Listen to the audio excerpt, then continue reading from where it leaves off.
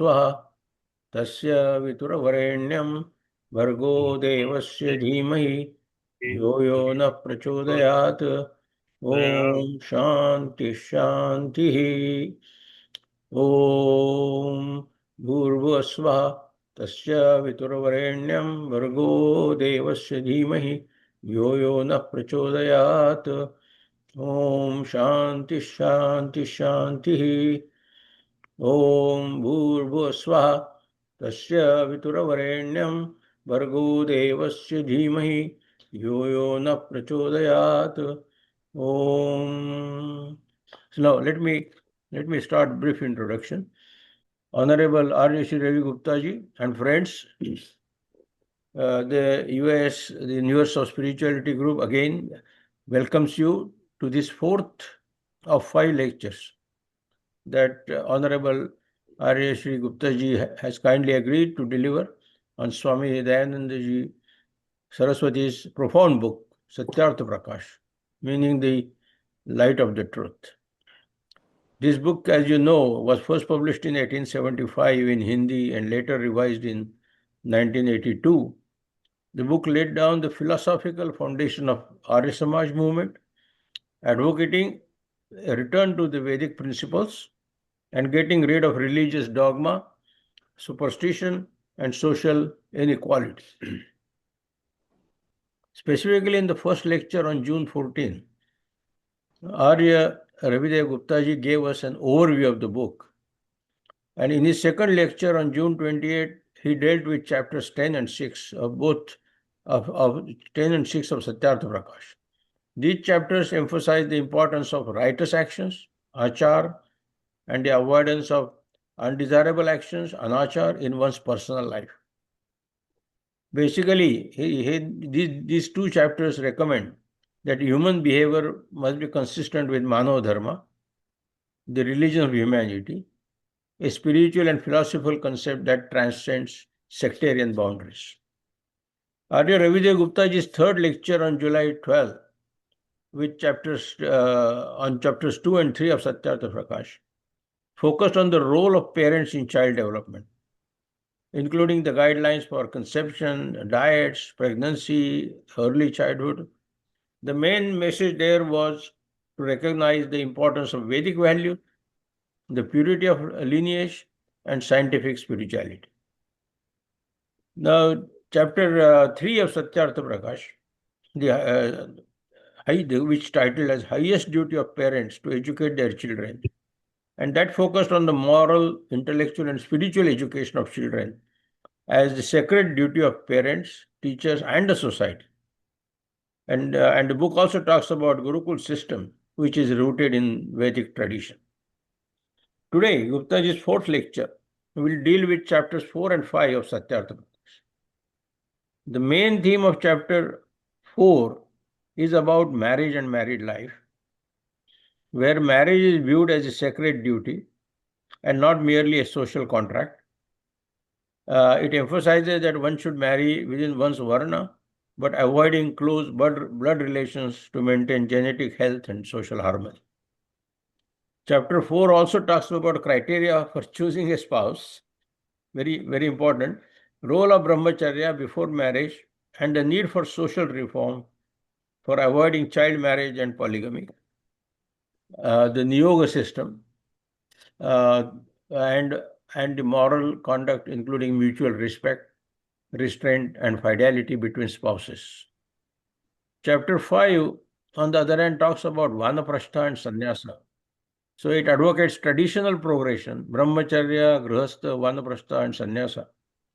The message here is of renunciation, which must become the foundation of one's life, which should be one of duty and learning and not impulsive or escapist. Renunciation. So let us hear all this in depth from Arya Ravidev Guptaji. We have introduced Guptaji at the first 3 lectures that most of you have attended. But for those who are joining for the first time, Guptaji comes with a deep understanding of Vedic, Sanatana, Hindu philosophies, scriptures, religious literature and practices. He is the president of Dakshin Delhi Veda Prachar Mandal, a federation of 50 Arya Samaj units in South Delhi.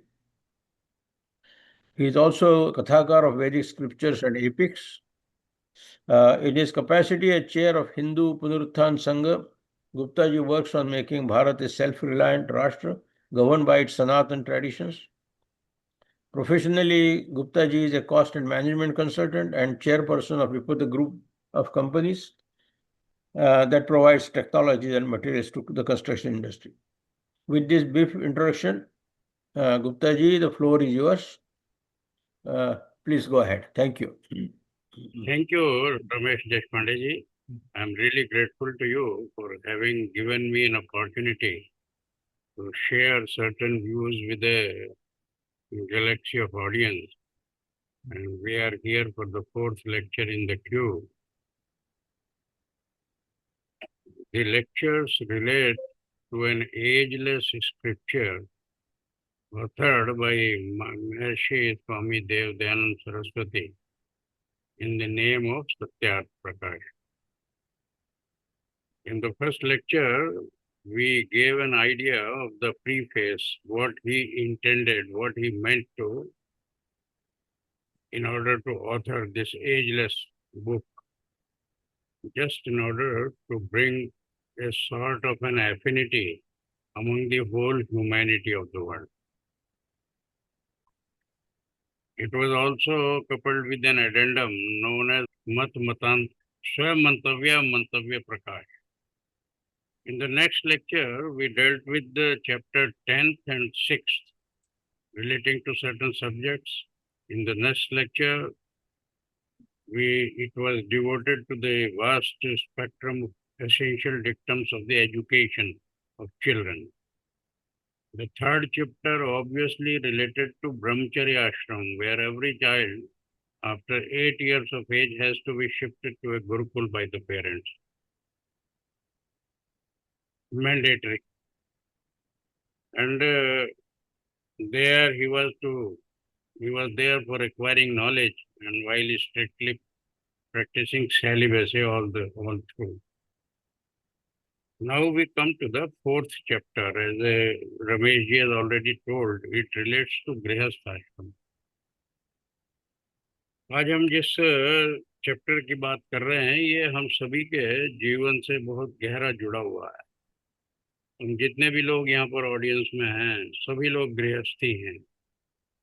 गृहस्थी का अर्थ है जो गृह में स्थित है।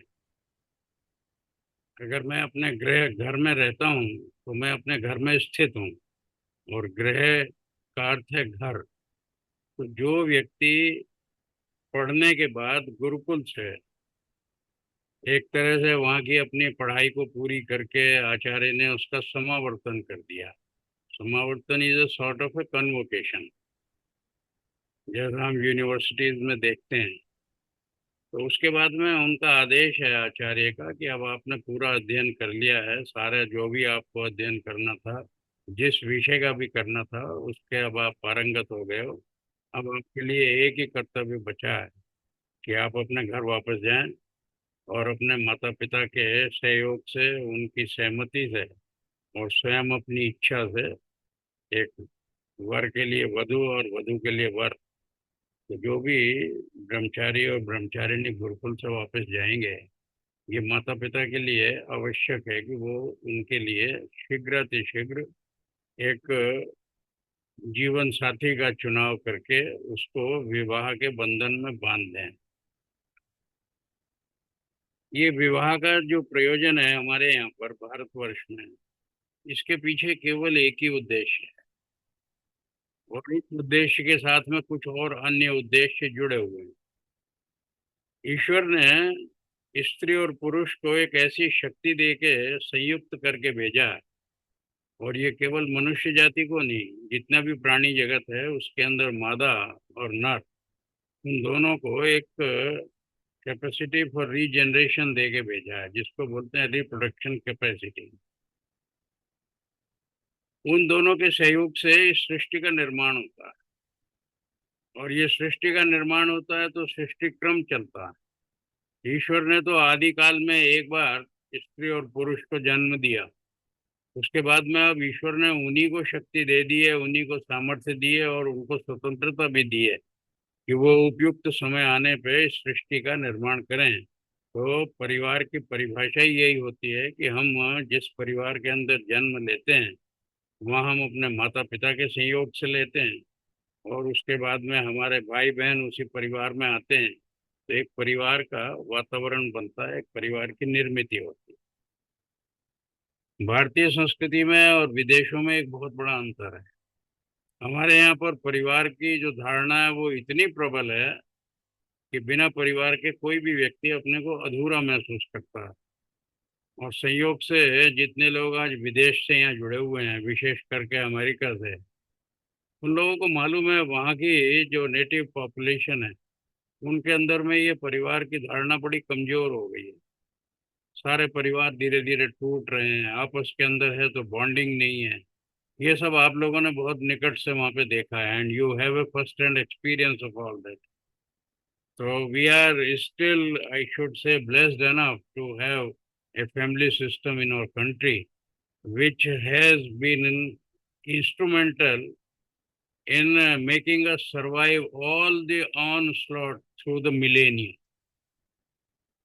तो अब प्रश्न ये आता है कि विवाह का प्रयोजन तो खाली संतान का जन्म लेना तो पहला कर्तव्य है, और दूसरा उसके साथ में उद्देश्य ये है कि जिन माता पिता ने हमको जन्म दिया, इतना योग्य करके हमको एक बड़ा एडल्ट, एक प्रकार से पूरा एक व्यक्ति किशोर तरुणावस्था में ले आए, अब उनके प्रति भी हमारा कुछ ऋणी भाव होता। भारतीय संस्कृति में जैसे ही कोई शिशु जन्म लेता है तो 3 ऋण उसके ऊपर आ जाते हैं। देवों का ऋण है जिनकी कृपा से उसको ये शरीर मिला है, उसके अंदर में पंचभूत तत्व आते हैं, 5 फंडामेंटल बेसिक एलिमेंट्स। उनको किसी भी तरीके से उनको मूल रूप में सुरक्षित करके उनका ऋण उतारना, ये पर्यावरण की रक्षा के अंतर्गत आता है। फिर हमारे यहाँ पितृ ऋण की आती है। पितृ ऋण का अर्थ यह है कि जिन्होंने हमको जन्म दिया उनके प्रति हमारा ऋणी भाव है, और उसके आगे जो हमने संतति को जन्म देना है उस संतति ने हमारे प्रति वो ऋणी भाव रखना है। तो एक ये ऐसा सीक्वेंस है which has been running for ages, कि जिसने हमारे परिवार की इस व्यवस्था को अक्षुण्ण बना के रखा। तो इसलिए ये आदेश है निश्चित, पहले ये निश्चित आदेश था कि हर माता पिता ने बच्चे को अनिवार्य रूप से पढ़ाना है। ये हमने पिछले चैप्टर में पढ़ा है। यहाँ तक भी लिखा है कि जो माता पिता अपने बच्चे को गुरुकुल में नहीं भेजे उसको दंड होना चाहिए, क्योंकि मनुष्य जो है वो बिना शिक्षा के मनुष्य नहीं है, वास्तव में केवल एक मानव की आकृति है, लेकिन मनुष्य कहलाने का अधिकारी नहीं बनता जब तक उसको तो ज्ञान नहीं है। तो अब ये इसलिए दूसरा, ये ब्रह्मचर्य आश्रम के अंदर में हम परिवार के संरक्षण से पलते हैं या समाज के संरक्षण, लेकिन गृहस्थ आश्रम एक ऐसा आश्रम है जिसके अंदर हमको स्वयं धनोपार्जन करके अपने आप को सेल्फ रिलायंट बनाना है, और सेल्फ रिलायंट बना के केवल अपने को ही सेल्फ रिलायंट नहीं बनाना, अपने परिवार को भी संरक्षण देना है, और इसके आगे आने वाली जो संतति हमारी है उनको भी सब प्रकार से पालन पोषण करना। तो एकमात्र 4 आश्रमों में गृहस्थ आश्रम है जिसके अंदर किसी भी व्यक्ति को उत्पादन करने की, वो उत्पादन संतति का भी है, वो उत्पादन धर्म और अर्थ का भी है। तो इन सब का उत्पादन करने का अगर कोई एक अर्निंग वो है आश्रम, तो वो केवल गृहस्थ आश्रम। तो हमको क्या करना है, फाइनेंशियली अपने को सिक्योर करके सेल्फ रिलायंट बनाना है। अपने माता पिता के प्रति जो हमारे कर्तव्य हैं उनका पालन करने के लिए अपने अंदर में सिद्धता निर्माण करनी है। उन ऋण उतारने के लिए, सृष्टि क्रम को आगे चलाने के लिए संतति का निर्माण करना है, और संतति को निर्माण करके उसको भी इतना सुयोग्य नागरिक बनाना है कि जिस प्रकार से हमारे माता पिता ने हमको बनाया, हमने अपनी संतान को बनाया। तो इतने सारे जब उद्देश्य होते हैं तो उसके पीछे विवाह का एक प्रयोजन है। आज क्या स्थिति है हमारी जो पाश्चात्य सभ्यता है, क्योंकि उसने विवाह के इस इंस्टीट्यूशन को, इस संस्था को बहुत गंभीरता से नहीं लिया, तो वहाँ का जिस प्रकार का भी है वो मेरी चर्चा का विषय तो नहीं है। लेकिन मैं इतना जानता हूँ कि उसी के बहुत से दुष्प्रभाव आज भारतीय संस्कृति पर ऐसे आ गए हैं कि हमारी नई पीढ़ी अब गृहस्थाश्रम में जाने के लिए कोई आवश्यकता नहीं समझती। लेकिन हाँ, शारीरिक आवश्यकताओं की पूर्ति के लिए जो ईश्वर ने स्वाभाविक रूप से स्त्री और पुरुष के अंदर पैदा की है, एक लस्ट है वो जो पैदा की है, उसकी पूर्ति के लिए वो विवाह न करके लिव इन में रहते हैं। और लिव इन में रहते हैं तो फिर कोई रिस्पॉन्सिबिलिटी नहीं, fun without any responsibility, fun without any answerability. तो जब इस तरह का होता है तो जो फन विदाउट आंसरेबिलिटी है, it leads them to nowhere. तो हम धीरे धीरे देखेंगे कि गृहस्थ आश्रम के लिए वेदों में सत्यार्थ प्रकाश में क्या किस प्रकार का वो दिया। ये हमारा एक प्रकार से दूसरा आश्रम है, क्योंकि पहला आश्रम जो जीवन का हमने 4 क्वार्टर में बांटा है। तो पहले क्वार्टर में हमको ब्रह्मचर्य आश्रम था, दूसरे आश्रम में ये गृहस्थ आश्रम। ये एक सोसाइटी की ओर से एक लाइसेंस है कि आप स्त्री पुरुष के रूप में, पति पत्नी के रूप में एक दूसरे को वर्ण करके एक परिवार का निर्माण करके अपनी संपूर्ण शारीरिक आवश्यकताओं की भी पूर्ति कर सकते हैं। और उन पूर्ति के माध्यम से जो संतति का निर्माण नेचुरली होना है, ऑटोमेटिकली होना है, वो उसका नेचुरल फॉल आउट है, नेचुरल उसका ऑफशूट है। तो उसको भी किस प्रकार से आपके ऊपर में ये दायित्व बनता है माता पिता होने के नाते, उसको कैसे पालन पोषण करना है। तो इसीलिए इस विवाह के लिए कुछ हमारे यहाँ पर मैरिजेस के रूल्स बना दिए। जैसा मैंने पहले भी आपको पिछले अध्याय में बताया था, the most appropriate age for marrying is 25 years for the groom and 16 years for the bride. While at the same time, Satyat Prakash has been stressing also, which probably most of the audience would remember in our earlier chapter, that the best combination would be 24 years to 48 years. But it is an ideal situation. But for the normal general public, the best appropriate age for marrying is 25 years for the groom and 16 years for the bride. Marriage at early age is prohibited. इसलिए हमारे यहाँ बाल विवाह नहीं होना है, क्योंकि उस समय तक शरीर के अंग जो है वो पुष्ट नहीं हो गए। अगर उनके ऊपर में अनावश्यक बोझ डाल दिया गया तो संतान जो है वो बड़ी निर्बल होगी, या होगी नहीं, होने से पहले ही उनका एबॉर्शन हो जाए। तो इसलिए उसके अंदर में माता का सबसे बड़ी हानि होती है। इसलिए विवाह का हमारे यहाँ निषेध किया सत्यार्थ प्रकाश में। इसके लिए बहुत कठोर रूप से लिखा उन्होंने कि ये बाल विवाह नहीं होना। तो इस आयु से पहले किसी हालत में होना नहीं। एक बड़ी विचित्र बात है, स्वामी दयानंद ने उस काल में, आज से 150 साल पहले जब ये लिखा, उस समय उन्होंने इस बात के लिए स्ट्रेस किया था कि विवाह जो है वो युवक और युवती की इच्छा से होना चाहिए, उनकी अपनी सहमति से होना, जिसको स्वयंवर की संज्ञा देते हैं। आज के टाइम में उसको लव मैरिज बोलते हैं। आज बड़ा अपने को लोग मॉडर्न मानते हैं, लेकिन ये मॉडर्निटी नहीं है। ये तो एक प्रकार से स्वच्छंदता है, जहाँ के अंदर में हम अपने डिसिप्लिन को तोड़ के माता पिता की कंसेंट भी लेने की आवश्यकता नहीं समझते। And sometimes, most of the times, they have to elope because it's not backed by the consent of their parents on either side. तो इसलिए ऋषि दयानंद ने क्या कहा है कि माता पिता का ये दायित्व है, आचार का ये दायित्व है कि वो अपने ब्रह्मचारी और ब्रह्मचारिणी के लिए, माता पिता के लिए, अपने पुत्र और पुत्री के लिए सुयोग्य वर और वधु का चुनाव करने का तुरंत व्यवस्था करें। और साथ में अंत में लिखा कि निर्णय करने से पहले उन युवक और युवती की सहमति होनी लेनी बहुत आवश्यक है, क्योंकि जीवन उन्होंने बिताना है। तो इतनी बात से समझ में आता है कि Swami Dayanand had been a very pragmatic personality even at that time, say 150 years ago, 150 years ago. उन्होंने इसके लिए और भी बताया कि ये चाहिए ये कि जैसे ही समावर्तन हो तो बच्चों के फोटोग्राफ्स एक्सचेंज होने चाहिए, उनके पर्टिकुलर जो आज हम करते हैं उस सब के लिए ऋषि दयानंद ने पहले से ही आदेश सत्यार्थ प्रकाश में दिया। उन्होंने कहा उन लोगों को आपस में बातचीत करके मिलने देने का भी अवसर देना चाहिए। तो सत्यार्थ प्रकाश कोई एक डॉगमेटिक वो नहीं है, ये स्क्रिप्चर, ये तो बिल्कुल in keeping with the modern times है। लेकिन उसके साथ में कुछ जो कंडीशंस हैं जो हमारे धर्म के साथ में अर्थ और काम को मर्यादित करती हैं, उनकी चर्चा करते हुए ये बात होती है।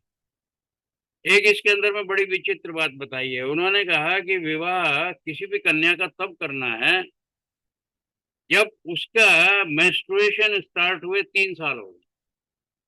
उसमें लिखा है 36 cycles of menstruation must have been already completed, then only she can be married. तो उन्होंने क्या बोला, ये जो 3 साल का टाइम है ये बच्चों के लिए साथ ही चुनाव के अंदर में माता पिता को लगा देना चाहिए, गंवाना नहीं चाहिए। जैसे ही बच्चा घर में आया, माता पिता एक्सरसाइज शुरू कर दें और साथ में ये बता दिया कि जब उसके शरीर के जो उसके रिप्रोडक्टिव ऑर्गन्स हैं, जब वो पूरी तरह से एकदम से पुष्ट हो जाएं और पूरी तरीके से फिट फॉर प्रोजेनी हो जाएं, तब उसके बाद में शादी करने की बात हो। तो ये सब लोग याद रखें, 36 months prior to marrying, girl should have menstruated for a minimum that period. एक इसके अंदर में और उन्होंने बड़ी विचित्र बात बताई है जो जेनेटिकली मॉडिफाइड है।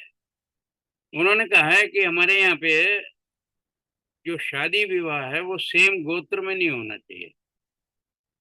गोत्र जो होता है वो पिता से होता है और वही आगे जेनेटिकली चलता है। तो इसलिए जो पड़बाबा का पुत्र गोत्र था वो बाबा का है, बाबा का गोत्र उसके पिता का है और उसी का स्वयं का गोत्र है। इसका मतलब क्या है कि वो एक तरह के ब्लड सीक्वेंस के साथ चल रहे हैं, ब्लड लीनिएज के साथ चल रहे हैं। और प्रकृति का ये नियम है कि उसमें होमोजेनिटी नहीं, हीट्रोजेनिटी होनी चाहिए। तो उन्होंने कहा in order to be heterogeneous, the bride should not be of the same gotra as that of her father, and at the same time not within the sixth generation of his or her mother also. तो माता की 6 पीढ़ियां बचानी है और पिता का गोत्र बचाना है। ये एक बहुत बड़ी वो है, जो लोग इसकी परवाह नहीं करते हैं। मैंने ये देखा है, आप कभी भी इस्लाम के बारे में जरा थोड़ा सा पढ़िए, उनके यहाँ पे इस तरह की वर्जना नहीं है। उनके यहाँ पे केवल एक सगी बहन जो हमशीरा बोलते हैं, जिसने उसी माँ का स्तन का दूध पिया है, बस उसके साथ शादी नहीं हो सकती, बाकी हर किसी के साथ हो सकती है। तो नॉर्मली उनके यहाँ क्लोज रिलेशन में शादियां होती हैं, तो उन शादियों के अंदर में कुछ ना कुछ जेनेटिकली डेफिशिएंसी आने की संभावना बनी रहती है। तो ऋषिदानंद ने बड़ा स्पष्ट कहा। और वैसे भी साइंस का, फिजिक्स का एक रूल है, like poles repel, opposite poles attract each other. So in keeping with this physical trait, Maharishi Dayananda has insisted that it is incumbent upon the parents to see that this heterogeneity has to be maintained. दूसरे उन्होंने एक advice की है कि बेटी की शादी दूर करनी चाहिए, घर से दूर। और इसीलिए बेटी को संस्कृत में एक शब्द आता है दुहिता। दुहिता का मतलब है जो बहुत दूर जाके बसी हो। उसके लिए उन्होंने बहुत सारे कारण बताए। उन कारणों की चर्चा तो हम आज नहीं करेंगे, लेकिन उन्होंने इतना जरूर बताया कि जितना निकट के अंदर में रहते हैं या कुल बहुत ही किसी क्लोज फैमिली में अगर बच्चे बड़े हुए हैं छोटे बचपन से एक साथ, तो चूंकि एक दूसरे को शुरू से जानते हैं, एक दूसरे की गुण और दोष को भी बहुत अच्छी तरह जानते हैं, तो उन बच्चों के अंदर में आपस में परिचय तो हो सकता है, लेकिन उनके अंदर में आकर्षण और प्रीति नहीं होती है। जितनी दूरी होती है तो उतना एक आकर्षण होता है, उतना एक रोमांच होता है, एक थ्रिल होता है। और जितना नजदीक होता है वो थ्रिल इज एब्सेंट। तो फिजिकली भी बात आ गई और साथ में साइकोलॉजिकली भी बात आ गई। तो महर्षि दयानंद ने कहा है कि इसलिए दूर से शादी होनी चाहिए और ऐसे व्यक्तियों से होनी चाहिए जिनसे आपका पुराना कोई संबंध नहीं है। इससे क्या होगा कि बच्चों के बीच में आपस में स्वयं आकर्षण बनेगा। एक बात उन्होंने लाइटर वेन में लिखी है, जो शादियां बहुत निकट में हो जाती हैं, सेम सिटी में हो जाती हैं, उन्होंने क्या लिखा, जरा सा पति पत्नी में थोड़ा सा भी मतभेद हुआ तो बेटी तुरंत दौड़ के अपने माता पिता के घर आ जाएगी। इससे क्या होगा, माता पिता के ऊपर में अनावश्यक बोझ पड़ेगा, जब आएगी तो उसको कुछ दे के भेजना है। साथ में क्या होगा, उसके अंदर में धैर्य का, उसके अंदर में पेशेंस का अभाव हो जाएगा। जरा सी कोई घटना हुई और तुरंत चल के अपने माता पिता के यहाँ आ गई, तो इसका मतलब जो एक लाइफ लॉन्ग कमिटमेंट है उसके अंदर में कहीं ना कहीं एक त्रुटि रह जाती है। ऋषि दयानंद ने कितनी बारीकी से इसका अध्ययन करके इसको एक हमारे को बिल्कुल धार्मिक आदेश बताया कि जहां तक हो बेटी को दूर रखना चाहिए, और जितनी वो दूर रहेगी उतना आपस में प्रेम प्यार बढ़ेगा। फिर उन्होंने कहा कोई भी शादी it should not take place between incompatible. अगर इनकॉम्पेटेबिलिटी है तो शादी नहीं होनी चाहिए। उस कॉम्पेटेबिलिटी के उन्होंने कुछ बात बताई है। उन्होंने कहा एज, इसमें इनकॉम्पेटेबिलिटी नहीं होनी चाहिए, नेचुरली वो उससे छोटी होनी चाहिए ब्राइड। साथ में ये होना चाहिए उनकी क्वालिफिकेशन, उनके टेम्परामेंटल वर्च्यूज, उनके व्यवहार। तो उसके लिए उन्होंने ये बताया है कि गुण कर्म और स्वभाव, गुण कर्म स्वभाव से ही बंधुओं वर्ण बनता है। ये बात पिछले भी अध्याय में बताई गई थी कि माता पिता का जिसमें जहाँ पे जन्म दिया है वो किसी भी संतान का कुल होता है। वो उसकी एक प्रकार से ये मानी जा सकती है कि किस वर्ण में उसने जन्म लिया है। लेकिन गुरुकुल में पढ़ने के बाद में उसका एप्टीट्यूड टेस्ट के बाद में आचार्य ने क्या निर्धारित किया कि ये ब्राह्मण वर्ण का है या क्षत्रिय वर्ण का है, ये तय होना है विद्या अध्ययन के बाद उसके व्यवहार से और उसके गुण कर्म और स्वभाव से। इसके लिए तो ऋषि ने उसने मैं योगेश्वर कृष्ण ने गीता के अंदर में भी कहा है कि मैंने जो वर्ण व्यवस्था बनाई है वो गुण कर्म विभाग से बनाई है। तो जब गुण कर्म विभाग से है तो उसके लिए बड़ा विशेष रूप से उन्होंने कहा कि इनकॉम्पेटेबिलिटी जब होती है जब हम गुण कर्म विभाग को नहीं देखते। तो उन्होंने कहा कि सेम वर्ण के अंदर में विवाह होना चाहिए। वर्ण का मतलब माता पिता का वर्ण नहीं, युवक और युवती का अपना वर्ण जो उन्होंने अभी अभी एजुकेशन कंप्लीट करने के बाद में एक्वायर किया है और जिसको आचार्य ने सर्टिफाई किया। तो जो उनका अपना निजी वर्ण है उस वर्ण सेम वर्ण में होनी चाहिए। तो सेम वर्ण का मतलब क्या हुआ, उनका एक जैसा गुण होगा, उनका एक जैसा स्वभाव होगा, और उनके जो भी जो कर्म होंगे बाद में वो भी एक ही जैसे होने वाले हैं। इस विषय पे मैं एक बड़ी इंटरेस्टिंग बात आप लोगों के साथ शेयर करता हूँ। हमारा जो पौराणिक जगत है, जो पुराणों के अंदर में मान्यता रखता है, वो सामान्यतः विवाह के समय बच्चों की जन्म कुंडली का मिलान कराता है। जन्म कुंडली के मिलान जो है वो ज्योतिष की दृष्टि से होता है, और इंसिडेंटली मैंने भी ज्योतिष आचार्य किया है। उस ज्योतिष आचार्य में जानता हूँ कि जब जन्म कुंडली दो बच्चों की मिलाते हैं तो उसके अंदर में एक उसको अष्टकूट मिलान कहते हैं। 8 पॉइंट्स होते हैं उसके अंदर, जिस पॉइंट्स के आधार पे दोनों बच्चों की कुंडली का मिलान करते हैं, और उसके अंदर टोटल स्कोर 36 मार्क्स का होता है। तो उसके अंदर में देखते हैं कि जो मार्क्स हैं वो मोर देन 50% आने चाहिए। मैं बहुत ब्रीफली आपको बताता हूँ कि उसके अंदर में वो जो 8 जो वो हैं स्टैंडर्ड्स, वो क्या हैं। सबसे पहला उसके अंदर वर्ण ही है कि दोनों बच्चे किस वर्ण के हैं। उसके अंदर में दूसरा है वश के, कौन किसके वश में रहने वाला है। तो स्वाभाविक रूप से स्त्री जो है वो पुरुष के वश के होनी चाहिए, उसके वश में होनी चाहिए। ऐसा नहीं हो कि वो उसके ऊपर में हावी हो जाए। ये पौराणिक मान्यता है। उनका तारा देखा जाता है कि इनके जो नक्षत्र हैं उनके आपस में उनके मैत्री संबंध क्या है। फिर वो ये देखते हैं इनकी योनि क्या है, योनि दोनों की मनुष्य योनि होनी चाहिए। उनके गण क्या हैं, बाकूट क्या है जो चंद्रमा की राशि से है, और आज में नाड़ी देखते हैं। इस छोटे से को जरा सा एनालाइज करें तो आप ये देखिए सबसे पहले वर्ण के ऊपर में बात आई है। लेकिन वर्ण जो है जो जन्म कुंडली से मिलाते हैं वो तो एक तरह का फिक्शन है, क्योंकि वो काल्पनिक स्टैंडर्ड बने हुए हैं। उसका फिजिकल वर्ण से कोई संबंध नहीं है। ऋषि दयानंद ने कहा नहीं, वर्ण का अर्थ है उनका गुण कर्म और स्वभाव, जो उनके स्वयं का व्यक्तिगत पर्सनल ट्रेट है। तो ये बात जो है वो इतनी स्पष्ट है कि ये जो हमारी पौराणिक विधि से बनाई हुई जन्म कुंडली, उसके सामने हमको लगता है कि इट्स ए मीनिंगलेस एक्सरसाइज।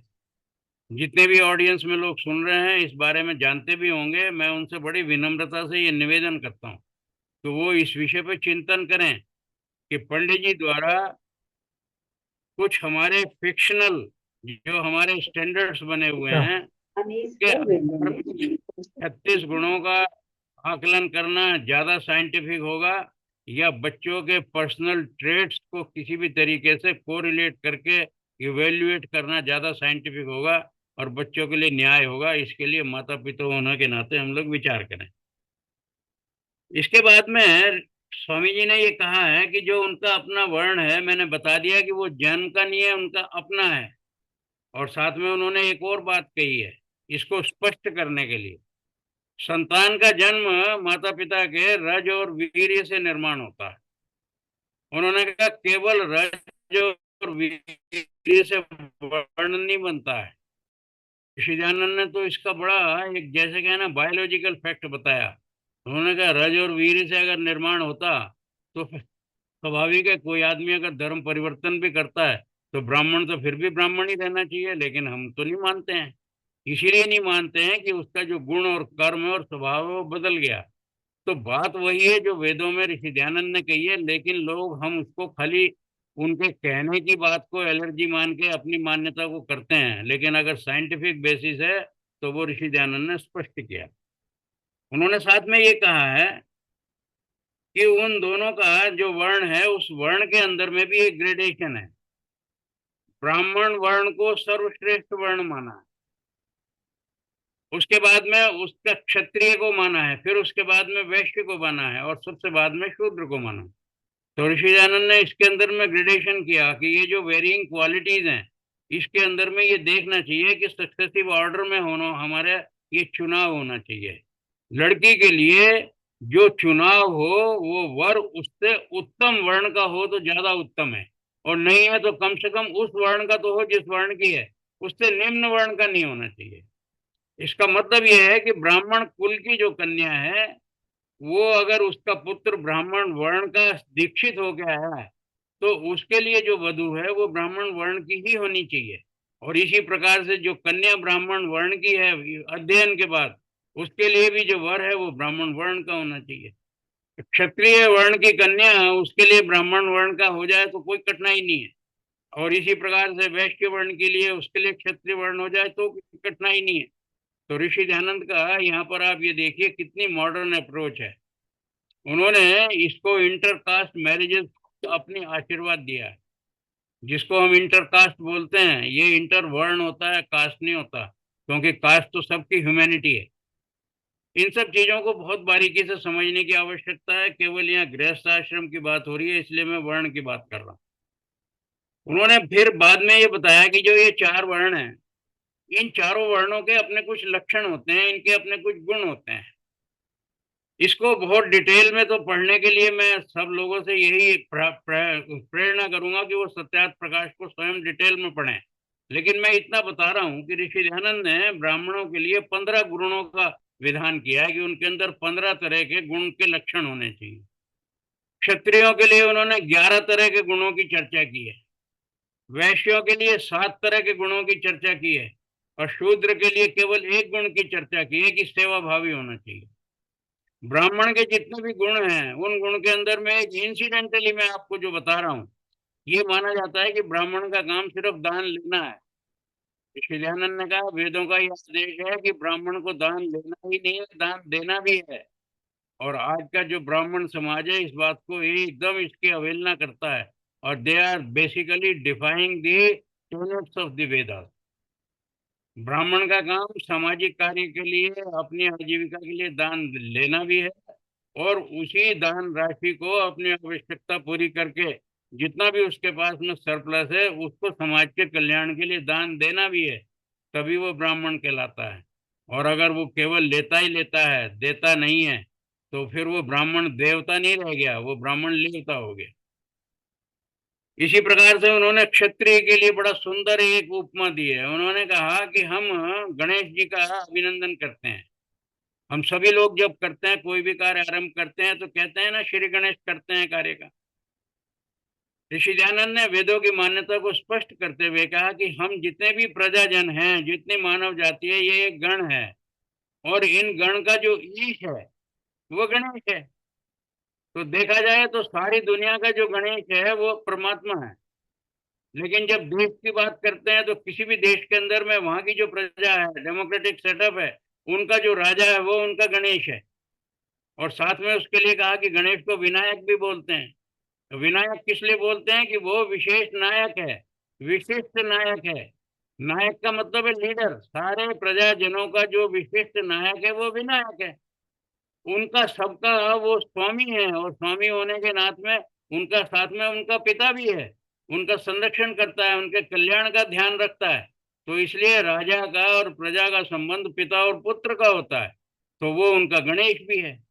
तो ये जो सुंदर बातें हैं, इन बातों से हमको समझ में आता है कि हमने जो अपने यहाँ पे कुछ इस तरह की रूढ़ी बनाई हुई है कि गणेश शब्द कहते ही हमारे सामने एक मन में एक आकृति उभर के आती है। मैं अपने सभी श्रोताओं से फिर अनुरोध कर रहा हूँ कि इस पर भी वो पुनः चिंतन करें। हम जब अगले लेक्चर में प्रथम समोल्लास की चर्चा करेंगे तो इस विषय की बहुत विस्तार में चर्चा आपके सामने फिर करने वाले हैं। उन्होंने व्यक्ति के लिए भी ये कहा कि व्यक्ति का स्वभाव क्या होना चाहिए। व्यक्ति का स्वभाव होना चाहिए जैसा पेट का स्वभाव होता है, उदर का। मेरा ये जो शरीर के अंदर में है, जो मेरा उदर क्षेत्र है, इसके अंदर में सारा भोजन जाता है। भोजन कौन देता है? मेरी क्षत्रिय भुजाएं देती हैं। भोजन को कौन ग्रहण करता है? ये मेरा ब्राह्मण शरीर, जो ब्राह्मण मेरा सिर है, जिसके अंदर में मुख है, वो उसको ग्रहण करता है।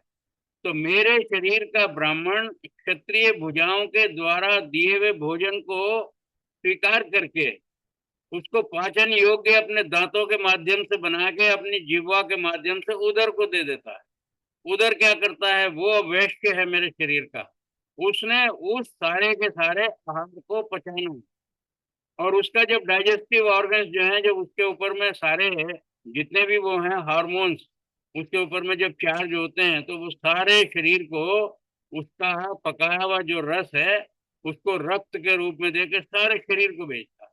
तो व्यक्ति का भी यही काम, वो धनोपार्जन करे, वो व्यापार करे, वो प्रोडक्शन करे, वो कृषि करे, वो पशुपालन करे, और इस सब के साथ में समाज के कल्याण के कार्य के लिए कर्म करे। उसका व्यापार समाज के शोषण के लिए नहीं होना चाहिए, उसका उत्पादन समाज के कल्याण के लिए होना चाहिए, व्यापार भी सेवा के लिए होना चाहिए। तो वो फिर शूद्र का, वो व्यक्ति का कर्तव्य का कर्म का पालन कर रहा है। इसी प्रकार से उन्होंने शूद्र के लिए, मैंने आपको बताया, शूद्र के लिए उन्होंने बड़ी सुंदर बात कही। उन्होंने कहा जो सेवा करता है वो मेरे शरीर के पैर की भांति है, और जो ये मेरा पैर है, ये मेरे सारे शरीर की शोभा वो केवल पैरों के कारण है। आप लोग ये देखिए, जितने हम लोग यहाँ पर बड़ी एज के सीनियर अपने आप को बोलते हैं, हम सीनियर लोग हैं, उन सीनियर लोगों की क्या कमजोरी है? सबसे ज्यादा उनका सारा शरीर काम करता है लेकिन उनके पैर कमजोर हो गए हैं, चल फिर नहीं सकते हैं, घुटने उनके दुखते हैं। तो स्थिति क्या होती है? उनकी मोबिलिटी जो है वो इफेक्ट होती है। मोबिलिटी इफेक्ट होती है तो उनकी सारी एफिशिएंसी वो डेफिशिएंसी में बदल जाती है। कारण क्या है? कि उनके शरीर का शूद्र कमजोर हो गया। ऋषिदानंद ने कहा इसको कंपनसेट करने का क्या तरीका है? हमारे यहाँ पर एक तरीका है। भारतीय संस्कृति में जब किसी को सम्मान देते हैं तो सर्वाधिक सम्मान हम कब करते हैं? जब हम उसकी चरण वंदना करते हैं, उसका चरण स्पर्श करते हैं।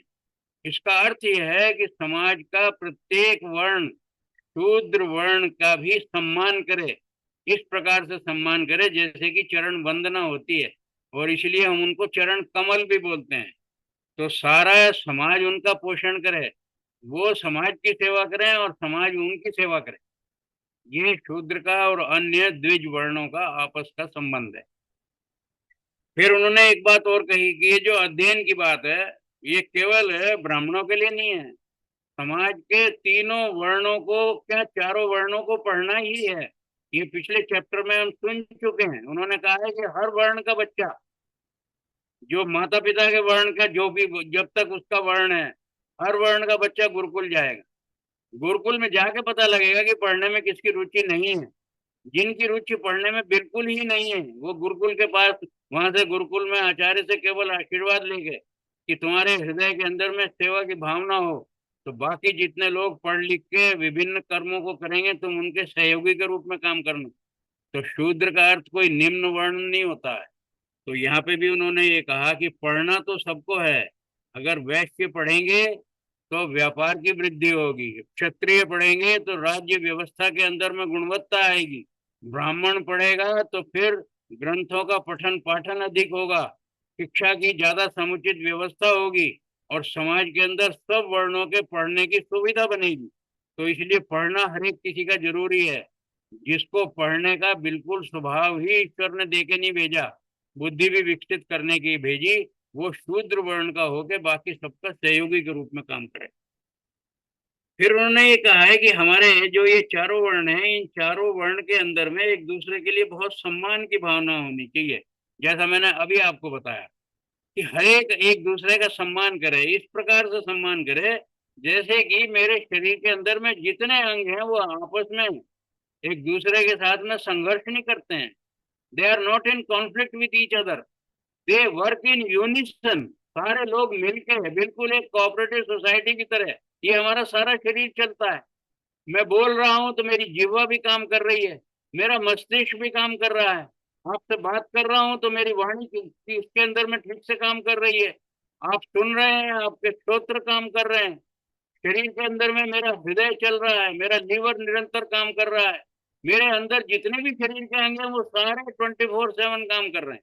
और कोई अकेला अकेला नहीं कर रहा है, एक दूसरे के साथ मिलकर बिल्कुल इन कॉपरेशन कर रहे हैं, इन टेंडम। तो यही शरीर का जो स्थिति है, जब भी तो शरीर स्वस्थ है कि मेरा शरीर का हर अंग काम करता है। तो समाज भी तभी स्वस्थ है जब समाज का प्रत्येक वर्ण एक दूसरे के साथ में सम्मान की भावना से और सह अस्तित्व की भावना से पीसफुल कोएग्जिस्टेंस को किसी भी तरीके से फॉलो करता हो। ये उन्होंने बता दिया कि शादियां जो होती हैं, अब शादी जब आ गई तो ये बता दिया मैंने, जितनी बात आपको बताई वो सब आपको ध्यान है। एज बता दी, बच्चों की कंसेंट बता दी, माता पिता ने गुणकर्म स्वभाव को मिला के कॉम्पेटिबिलिटी क्रिएट करके बनाना है ये बता दिया। अब उन्होंने कहा कि शादियां जो हैं ये 8 प्रकार की होती हैं। 8 प्रकार की जो होती हैं, मैं केवल अभी प्रकार आपको बताऊंगा, उनकी डिटेल पढ़ने के लिए फिर एक बार आपको सत्यार्थ प्रकाश का अध्ययन करना पड़ेगा। उन्होंने कहा सबसे जो आदर्श शादी होती है वो ब्राह्म विवाह होता है। उसके बाद में एक देव विवाह होता है जो मीडियोकर होता है। तो ब्रह्म विवाह तो बहुत उन लोगों में होता है जो बहुत गुणी व्यक्ति हैं, और सामान्यतः वो दोनों ब्राह्मण वर्ण के हों, युवक और युवती, तभी संभव है। लेकिन जन सामान्य के लिए देव विवाह। उसके बाद में जो हम सामान्यतः करते हैं वो प्रजापात्य है।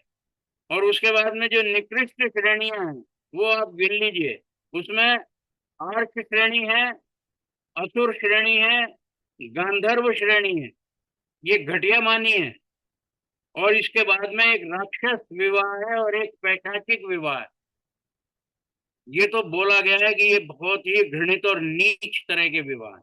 और आजकल जो हम देख रहे हैं, लड़की का अपहरण कर दिया, एब्डक्शन करके बाद में उसके साथ में सब प्रकार का दुर्व्यवहार कर दिया, बलात्कार भी किया, जो जो भी किया, और उसके बाद में उसको इस प्रकार की स्थिति में लिया है कि जबरदस्ती उसके साथ शादी कर दी। तो ये शादी करना क्या है? ये पैशाचिक विवाह है। एक प्रकार से ये मनुष्य जाति का स्वभाव नहीं है, पिशाचों का है, जिसको हम राक्षस से भी ज्यादा घृणित मानते हैं। और जो इससे कम घृणित हैं, बच्ची को नशा करा के, शराब के नशे में उसका शोषण करके, एक्सप्लॉइट करके, फिर जबरदस्ती उसके साथ शादी कर ली, भगा के ले गए तो शादी कर ली, वो राक्षस विवाह है। और उससे पहले भी बताया गांधर्व विवाह, ये प्रेम विवाह है। ये प्रेम विवाह वो है जो आजकल जिसको लव मैरिज बोलते हैं। वो लव मैरिज जो बच्चे घर से निकल के भाग के करते हैं माता पिता की बिना मर्जी के, इलोपिंग, उसको गांधर्व विवाह कहा। और उसके अलावा जबरदस्ती युद्ध करके, पकड़ के, उठा के, अपहरण करके ले गए, असुर विवाह। तो जब ये इतनी सारी राशियां वो बताई हैं, श्रेणियां, तो हम सबको ये समझना है कि गृहस्थ जीवन में प्रवेश करना है तो माता पिता का भी, आचार्य का भी और समाज का भी ये दायित्व बनता है कि जो हमारी पहले की 3 श्रेणियां हैं, इन श्रेणियों में से किसी श्रेणी के अंदर में हम विवाह का वो करें। फिर उन्होंने कहा सोलोमनाइजेशन ऑफ मैरिज, ये थोड़ा सा गोपनीय विषय है, बायोलॉजिकल फैक्टर है, गायनाकोलॉजी का भी है इसके अंदर। तो इसके अंदर में विशेष बात यही है कि माता पिता जो शादी की तारीख तय करें, उन्होंने एक सावधानी बताई है ऋषि ने। उन्होंने कहा कि उस दिन विवाह होना चाहिए, जब लोग तारीख निकालते हैं, मुहूर्त निकालते हैं, उससे पहले कन्या का मेंस्ट्रुएशन हो चुका हो, ड्यू टाइम भी बीत चुका हो, उसके बाद में शादी होनी चाहिए। और शादी का कोई भी दिन ऐसा तय हो जिसके बाद में उनको तुरंत कोहैबिटेशन की सुविधा हो। और उन्होंने फिर उसके गर्भाधान के बहुत से और नियम बताए हैं, किस प्रकार से आइडियल सिचुएशन होनी चाहिए, फिजिकल रिलेशन कैसे होने चाहिए। वो मुझे चर्चा में डालने का कोई कारण नहीं है, लेकिन इसमें से अधिकांश लोग इस बात को पहले से जानते हैं और इस बात को नहीं भी जानते हैं तो सत्यार्थ प्रकाश में जो संकेत किए हैं उससे थोड़ा सा कुछ ना कुछ क्लू ले सकते हैं। उसके बाद में उन्होंने बताया कि जब कंसेप्शन हो जाए तो बच्चे का गर्भ के अंदर ही दो संस्कार होने हैं। कंसेप्शन से पहले गर्भाधान संस्कार होना है, जो हमारे यहाँ 16 संस्कार होते हैं, और उसके बाद में दो संस्कार होने चाहिए, सीमंतो उन्नयन और पुंसवन संस्कार। ये जो बच्चा उसमें है, जो फेटस है, उसकी स्टेबिलिटी के लिए है। उसका किसी भी प्रकार से पूरी फुल टाइम में वो उसका गेस्टेशन पीरियड हो गए और बिल्कुल स्वस्थ शरीर के रूप में जन्म ले, इसलिए उसका सीमंतोन्नयन संस्कार होता है। और पुंसवन संस्कार उसकी स्टेबिलिटी का होता है, किसी भी प्रकार से गर्भ के नष्ट होने की संभावना ना हो। फिर उसके बाद में जब बच्चे का जन्म हो जाए तो जात कर्म संस्कार है। उस संस्कार के अंदर में बहुत से तरीके बताए हैं। एक चीज मैं बता देता हूँ, उन्होंने लिखा है का ये कर्तव्य बनता है कि जन्म से जब ले बच्चा शिशु, उसको स्नान आदि करा के गोद में लेके उसकी जीभ पे सोने की एक शलाका से, सोने की एक नीडल से एक शहद को लेके उसकी जीभ पे ओम लिखे। ये बच्चे के अंदर में संस्कार आरोपित करने का तरीका है। बच्चा अभी जानता नहीं है लेकिन भावनाओं को समझता है, क्योंकि गर्भ में रह के भी वो माता की भावनाओं को पढ़ के पैदा हुआ है। तो इसलिए पिता उसको सबसे पहला जो दे और उसके कान में बोलने का है कि तू कहाँ से आया है, तू कौन है, और फिर उसको वेद का एक आदेश बताता है। तो ये जो संस्कार हैं ये सब जात कर्म संस्कार के अंतर्गत आते हैं। फिर उन्होंने बताया है कि हमारे यहाँ पर जितने भी अन्य संस्कार हैं, 16 संस्कार जो होते हैं, उसमें कितने ही संस्कार जो हैं जो विवाह से पूर्व होते हैं और समावर्तन के बाद और समावर्तन से भी पूर्व होते हैं। कर्ण छेदन है, उसका बहिष्क्रमण है। तो ये सब जितने संस्कार संतानों के होने हैं, उन सब संस्कारों को विधि विधान से करना ये माता पिता का और परिवार का कर्तव्य बनता है। फिर उन्होंने एक बात ये और बड़ी बड़ी विचित्र बताई है। उन्होंने कहा है कि लैक्टेशन, बच्चे को दूध जो है वो सर्वश्रेष्ठ दूध उसकी माता का, जो जिसने जन्म दिया है उसके स्तन से पिलाया हुआ दूध। और ये बात हम सब लोग भी जानते हैं कि जब शुरू में जो सबसे पहले जो दूध माता के स्तन से निकलता है वो बड़ा गाढ़ा और पीला होता है। और इसी का बिल्कुल अगर देखें पैरेलल, हमारे यहाँ कभी गाय ब्याती है या भैंस ब्याती है तो उसका 2-3 दिन का जो दूध होता है वो आमतौर से लोगों के उपयोग करने का नहीं होता, क्योंकि वो दूध को गर्म करते ही फट जाता है, उसकी खीस बन जाती है। वो बच्चे के लिए, गाय का जो बच्चा है उसके लिए तो बहुत पौष्टिक है। हमारे लिए वो बहुत पौष्टिक भी नहीं है और हमारे लिए आवश्यक भी नहीं है, बल्कि उपयोगी भी नहीं है। तो इसलिए बताया कि सर्वश्रेष्ठ अगर कोई आहार नवजात शिशु के लिए है तो वो उसकी माता का सबसे पहला जो उसका जो दूध है वो बच्चे को पिलाना। साथ में उन्होंने एक और भी बात कही है जो आज के मॉडर्न टाइम्स से भी कोरिलेट करती है और उसको किसी भी तरीके से पुष्ट भी करती है। आज में एक मॉडर्न टाइम्स में ये आता जा रहा है, जो नई नई नई पढ़ी लिखी माताएं हैं वो बहुत दिन तक बच्चों को दूध पिलाना नहीं चाहती हैं। वो समझती हैं कि उससे हमारी फिगर जो है वो डिसफिगर हो जाएगी, हमारी पर्सनैलिटी खराब हो जाएगी। ऋषि दयानंद भी इसकी पुष्टि करते हैं। ऋषि दयानंद ने कहा कि 6 दिन तक तो माता का दूध जो है वो सर्वगुण संपन्न होता है, और 6 दिन के बाद उसी माता का जिसने जन्म दिया है वो दूध सामान्य दूध की श्रेणी में आ जाता है। तो उस समय ये एक प्रकार से एडविजिबल है कि माता पिता का किसी भी प्रकार से जो स्वास्थ्य है वो शरीर भी ठीक से उसका पुष्ट हो जाए, उसके ऊपर अनावश्यक कोई बोझ ना पड़े, तो बच्चे के लिए किसी धाय का इंतजाम होना चाहिए। वो नहीं हो तो माता के दूध के तुल्य बकरी का जो दूध है या बिल्कुल शुद्ध देशी गाय का दूध है, उस गाय के दूध को और बकरी के दूध को जो लाइट है उस बच्चे को दिया जा सकता है। तो ये माता पिता, ये जो ऋषि दयानंद की उस समय की मान्यता है, सुन के कई बार थोड़ी अजीब भी लगती है, लेकिन देखा जाए तो in keeping with the modern times and the modern thinking, कि उस माँ को 6 दिन के बाद में पिलाने की बाध्यता नहीं है। दूसरी बात उन्होंने अब आगे बताई है कि जो अब माता पिता जो हैं वो संतान के माता पिता तो हैं ही, लेकिन आपस में पति पत्नी भी हैं। अब उनके आपस में संबंध कैसे होने चाहिए, उस संबंध के बारे में उन्होंने बताया कि उनके संबंध जो हैं वो एक दूसरे के साथ बड़े सम्मान के होने। पत्नी अपने पति का सम्मान करे और पति अपनी पत्नी का सम्मान करे। और यहाँ तक लिखा है कि प्रीति पूर्वक एक दूसरे का अभिवादन करते हुए नमस्ते करना उन लोगों को अच्छा रहेगा उनके लिए। एक दूसरे का नमस्ते से अभिवादन करें और हर प्रकार से सम्मान करें, अपमान करने का कभी विचार ही ना करें।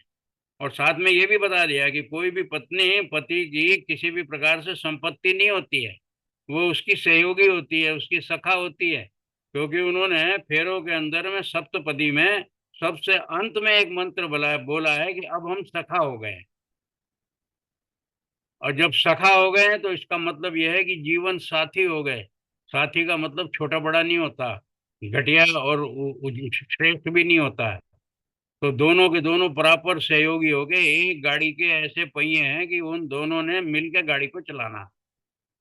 और साथ में हमारे यहाँ तो कहा गया है, यत्र नार्यस्तु पूज्यन्ते रमन्ते तत्र देवता। जिस परिवार के अंदर नारियों का सम्मान होता है, उनका पूजन होता है, वहां पे देवता निवास करते हैं। पूजन का मतलब आरती की थाली लेके उनका पूजन करना नहीं है। पूजन का मतलब है उनकी सब प्रकार से, वस्त्र से, भोजन से, व्यवहार से, आभूषण से, सब प्रकार से स्त्रियों को संतुष्ट रखना। ये माता पिता का, दंपत्ति का और परिवार का कर्तव्य बनता है। इसलिए स्त्रियां जो है वो सुंदर आभूषणों से, सुंदर वस्त्रों से हमेशा आभूषित रहनी चाहिए। उनके लिए किसी भी प्रकार की भोजन के अंदर में न्यूनता नहीं होनी चाहिए। उनके व्यवहार में किसी के भी लोगों के उनके प्रति न्यूनता नहीं होनी चाहिए। तो ये सब उन्होंने लिखा है। उन्होंने कहा कि एक दूसरे के प्रति जो कर्तव्य हैं उनको भी निभाएं, और जो घर की जो अपनी गृहस्थी की दायित्व है उनको भी मिलकर निभाएं। फिर उन्होंने एक बात कही है कि माता पिता को, दोनों को पति पत्नी के रूप में धार्मिक विचार का होना चाहिए, धार्मिक व्यवहार का होना चाहिए। तो उन्होंने उनके लिए एक निर्देश किया कि दिन के अंदर में दो संधि काल होते हैं। एक सूर्योदय का समय होता है, एक सूर्यास्त का होता है। संधि काल का मतलब जब दो काल की संधि होती है, जुड़ते हैं, जॉइंट होता है। तो जब एक प्रकार से रात्रि जाती है और दिन निकलता है तो वो संधि काल है। और जब दिन में दिन छिपता है और रात्रि आती है तो संधि काल है। तो दोनों ये संधि काल के अंदर संध्या उपासना करनी चाहिए, इसीलिए उसको संध्या कहा है। जो संधि काल में उपासना की जाए उसी को संध्या का नाम दिया। तो उन्होंने कहा ये माता पिता को, ये दोनों के दोनों को, उनको संधि काल में संध्या करना उनके लिए अनिवार्य है। फिर उन्होंने कहा है कि उनको अग्निहोत्र करना चाहिए, अपने घर के अंदर में यज्ञ करना चाहिए। और यज्ञ के साथ में एक बड़ी सुंदर वैदिक व्यवस्था बताई है, उसका भी संकेत मैं आप लोगों के सामने करूंगा। उन्होंने कहा कि हमारे यहाँ पंच महायज्ञ का विधान है। सामान्यतः हम लोग यज्ञ अग्निहोत्र को कहते हैं। जब हम एक हवन कुंड के अंदर में अग्नि को जला के, अग्नि को आहूत करके, और उसके अंदर में समिधाएं और सामग्री डालते हैं और मंत्र बोलते हैं, तो हम उसको यज्ञ की संज्ञा देते हैं। यज्ञ तो वह भी है, लेकिन यज्ञ जो है वो किसी भी व्यवस्थित काम का करना यज्ञ कहलाता है। जैसे नक्षत्रों में, सारे आकाश में सूर्य चंद्रमा अपने अपने स्थान पर चल रहे हैं, सारे तारे ग्रह अपने स्थान पर चल रहे हैं, वो एक प्रकार से अंतरिक्ष में यज्ञ हो रहा है। हमारा स्पेस क्राफ्ट गया है, बिल्कुल टाइम लिमिट के हिसाब से गया है, और एग्जैक्ट उसी टाइम पे वापस आया है जिस टाइम पे कैलकुलेट किया है। ये किस लिए कर पाए? क्योंकि हमारी जो स्पेस टेक्नोलॉजी है वो डिपेंड करती है प्रकृति के कॉस्मिक फोर्सेस पे। और कॉस्मिक फोर्सेस जो है वो बिल्कुल अपने हिसाब से चलती हैं, अपने डिसिप्लिन में चलती हैं। ये ईश्वर का किया हुआ अंतरिक्ष यज्ञ है जो आकाश के अंदर हो रहा। तो वो जो यज्ञ है, तो उन्होंने बताया कि 5 प्रकार के मनुष्यों के लिए यज्ञ के विधान है वेदों में। तो पंच महायज्ञ में सबसे पहला उन्होंने कहा कि जब उनके शुद्धि करनी है, अंतःकरण की करनी है। अंतःकरण का मतलब मेरा हृदय। तो इसकी शुद्धि कैसे होगी? उसके लिए ब्रह्म यज्ञ करना है। ब्रह्म यज्ञ अग्निहोत्र से नहीं होता, ब्रह्म यज्ञ होता है स्वाध्याय से। जब मैं अपने ग्रंथों का, धार्मिक ग्रंथों का अध्ययन करता हूँ। आज हमारा दुर्भाग्य है, भारतीय संस्कृति में भी और सारी दुनिया में भी, कहीं पर भी लोग अपने धार्मिक ग्रंथों का अध्ययन नहीं करते। हम लोग अपने यहाँ वेदों का अध्ययन नहीं करते, हम अपने महाभारत और रामायण का अध्ययन नहीं करते। गीता का थोड़ा बहुत करते भी हैं तो करते हैं, बाकी अन्य अन्य जितने भी और हमारे ग्रंथ हैं उनका अध्ययन कौन करता है? कोई भी नहीं करता है। ऋषि दयानंद ने कहा कि वेद तो सर्वोत्कृष्ट ग्रंथ है, उसके सामने अन्य ग्रंथ जो हैं वो सब फीके हैं और जब तक मान्य हैं जब वो वेद के अनुकूल है। तो उन्होंने क्या कहा कि ब्रह्म यज्ञ, ब्रह्म यज्ञ का मतलब ब्रह्म ज्ञान का हमको किसी भी प्रकार से एक्वायर करना, उसका मतलब है सेल्फ स्टडी। तो सेल्फ स्टडी भी बंधुओं दो प्रकार की होती है। एक तो ये कि मैं स्वयं अपनी इच्छा से ग्रंथों का अध्ययन करूं। दूसरा ये होता है कि मैं अपना स्वयं का अपनी इच्छा से अध्ययन करूं कि मैं क्या हूं, मैं कितनी गलतियां करता हूँ, कितने गुण मेरे में हैं, कितनी त्रुटियां मेरे में हैं, उनका संशोधन कैसे करूं। तो जब मैं अपना पर्सनल असेसमेंट करता हूँ वो भी स्वाध्याय की श्रेणी में आता है, और जब मैं ग्रंथों का अध्ययन करता हूँ वो भी स्वाध्याय कहलाता है। तो ऋषि दयानंद ने कहा कि हर दंपत्ति को, माता पिता को गृहस्थ में यह ब्रह्म यज्ञ करना अनिवार्य है, नित्य प्रति। इसका मतलब यह है कि 24 घंटे में हम कुछ काल सेल्फ स्टडी के लिए अवश्य निकालें, कुछ काल 5 मिनट अपने बारे में सोचने के लिए अवश्य निकालें, तो हम ब्रह्म यज्ञ करेंगे। दूसरा यज्ञ उन्होंने कहा देव यज्ञ, जिसका मैंने पहले चर्चा की है कि संध्या करो, अग्निहोत्र करो, और घर के अंदर में जब करोगे तो आपका क्या होगा, घर का वातावरण भी शुद्ध होगा। जब घर में यज्ञ करते हैं, हवन करते हैं, तो सारे घर का वातावरण, क्या पड़ोस का भी वातावरण शुद्ध हो जाता है। तो सारे पर्यावरण की रक्षा, कल्पना कीजिए आप जिस कॉलोनी में रह रहे हैं और उसके अंदर में 250 घर हैं, अगर 250 के 250 घरों के अंदर में एक ये परंपरा हो कि लोग एक निश्चित समय पे सारे घर हवन करते हो, तो फिर आप देखिए उस पूरी कॉलोनी के वातावरण की और पर्यावरण की क्या स्थिति होगी। सारी की सारी कॉलोनी सुगंधित होगी। लेकिन चूंकि ऐसा डिसिप्लिन नहीं है, ऐसा टाइम बाउंड हमारे यहाँ किसी भी प्रकार का कोई कर्म नहीं होता है, तो इसलिए कोई इस प्रकार का हमको दिखाई नहीं देता है। लेकिन हमारे यहाँ तो इतना भी बताया ऋषियों ने कि वृष्टि यज्ञ होता था। इच्छा होती थी तो वृष्टि, सारा समाज मिलकर जब एक समय पर हवन करता था तो बादलों को आमंत्रित कर लेते थे। तो दंपत्ति को तो अपने परिवार की सुख समृद्धि की कामना करनी है, तो उसके लिए वो रोज उसके लिए बताया कि वो देव यज्ञ करे, जिसके अंदर में संध्या पासना और अग्निहोत्र आता है। तीसरा उन्होंने कहा कि पितृयज्ञ करे। पितृयज्ञ का मतलब यह है कि जो घर के अंदर में माता पिता हैं, माता पिता के माता पिता हैं, पिता मैं हैं, पिता मही हैं, दादी बाबा, माता पिता, उन सबकी रोज निरंतर आवश्यकताओं की पूर्ति करें। किसी भी माता पिता को अपने संतान की तरफ से मुख देख के अपेक्षा ना करनी पड़े कि ये मेरी तरफ देखेगा तो मुझे कुछ देगा। संतान की स्वयं इच्छा होनी चाहिए और इतनी सजगता होनी चाहिए कि माता पिता के आवश्यकता पूरी होने से पहले उनकी आवश्यकता पूरी करे। और जब अब इतना वो कार्य श्रद्धा से करता है, तो एक बड़ा कंटेंशस मैं टर्म आपके सामने ला रहा हूँ, इसके बारे में भी सबको विचार करने की जरूरत है। हमारे यहाँ पर दो शब्द बोले जाते हैं, एक होता है श्राद्ध और एक होता है तर्पण। जितना पौराणिक जगत है वो ये जानता है कि श्राद्ध जो है वो माता पिता का उनकी मृत्यु के बाद होता है, और फिर उसी के बाद में तर्पण का भी काम आता है। लेकिन ऋषि दयानंद ने कहा वेदों की मान्यता बिल्कुल इसके विपरीत है। ये जो माता पिता के मरने की जो अपेक्षा कर रहे हैं कि उसके बाद में श्राद्ध करेंगे, ये वेदों का आदेश नहीं है। ये एक प्रकार से it is defying the tenets of the Vedas. उन्होंने कहा माता पिता के जीवित रहते ही श्रद्धा से उनकी समस्त आवश्यकताओं की पूरी करके उनकी ऐसी सेवा करना, वो श्राद्ध कहलाता है, श्रद्धा से किया हो। और इतनी सेवा करें कि उनका रोम रोम तृप्त होके तुमको आशीर्वाद देता हो, तो वो तर्पण है। तो वैदिक अर्थ तो श्राद्ध और तर्पण का बंधुओं ये है जो गृहस्थ आश्रम के निमित्त महर्षि दयानंद ने सत्यार्थ प्रकाश में चतुर्थ समुल्लास में हमको बताया है। इसके ऊपर चिंतन करना, इसको मानना या नहीं मानना, ये आपके अधिकार में है। लेकिन मेरा कर्तव्य आपको ऋषि दयानंद की इन मान्यताओं को वेदों से लाके आपके सामने स्पष्ट करना है, वो मैंने आपके सामने किया। उन्होंने ये भी बताया कि जब हम इस प्रकार का पितृयज्ञ करते हैं, पितृयज्ञ का मतलब मैंने आपको बता दिया, उनकी सेवा करना श्रद्धा से, तो उसके अंदर में जो उनका ऋण हमारे ऊपर है, हम उस ऋण से उऋण हो रहे हैं। इसका मतलब it is a sort of A discharge of the obligation. तो जो मेरे ऊपर एक डेट है, मैंने एक डेट का रिपेमेंट किया, तो ये पितृयज्ञ हो गया। उसके बाद उन्होंने कहा है कि हर दंपत्ति को अपने धर्म की रक्षा के लिए अतिथि यज्ञ करना है।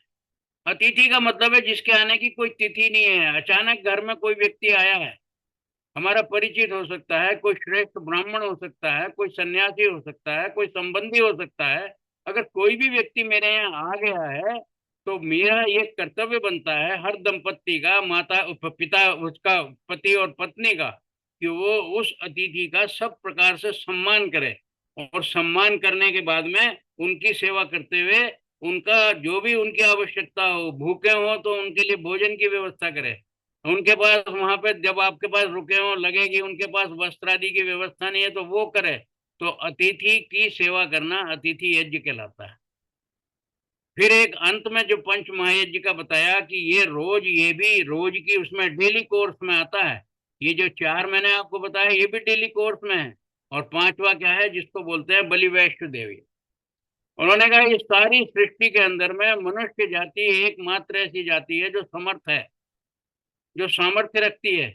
और अन्य अन्य जितना प्राणी जगत है वो मनुष्य जाति से एक प्रकार से पेट्रोनेज चाहता है, संरक्षण चाहता है।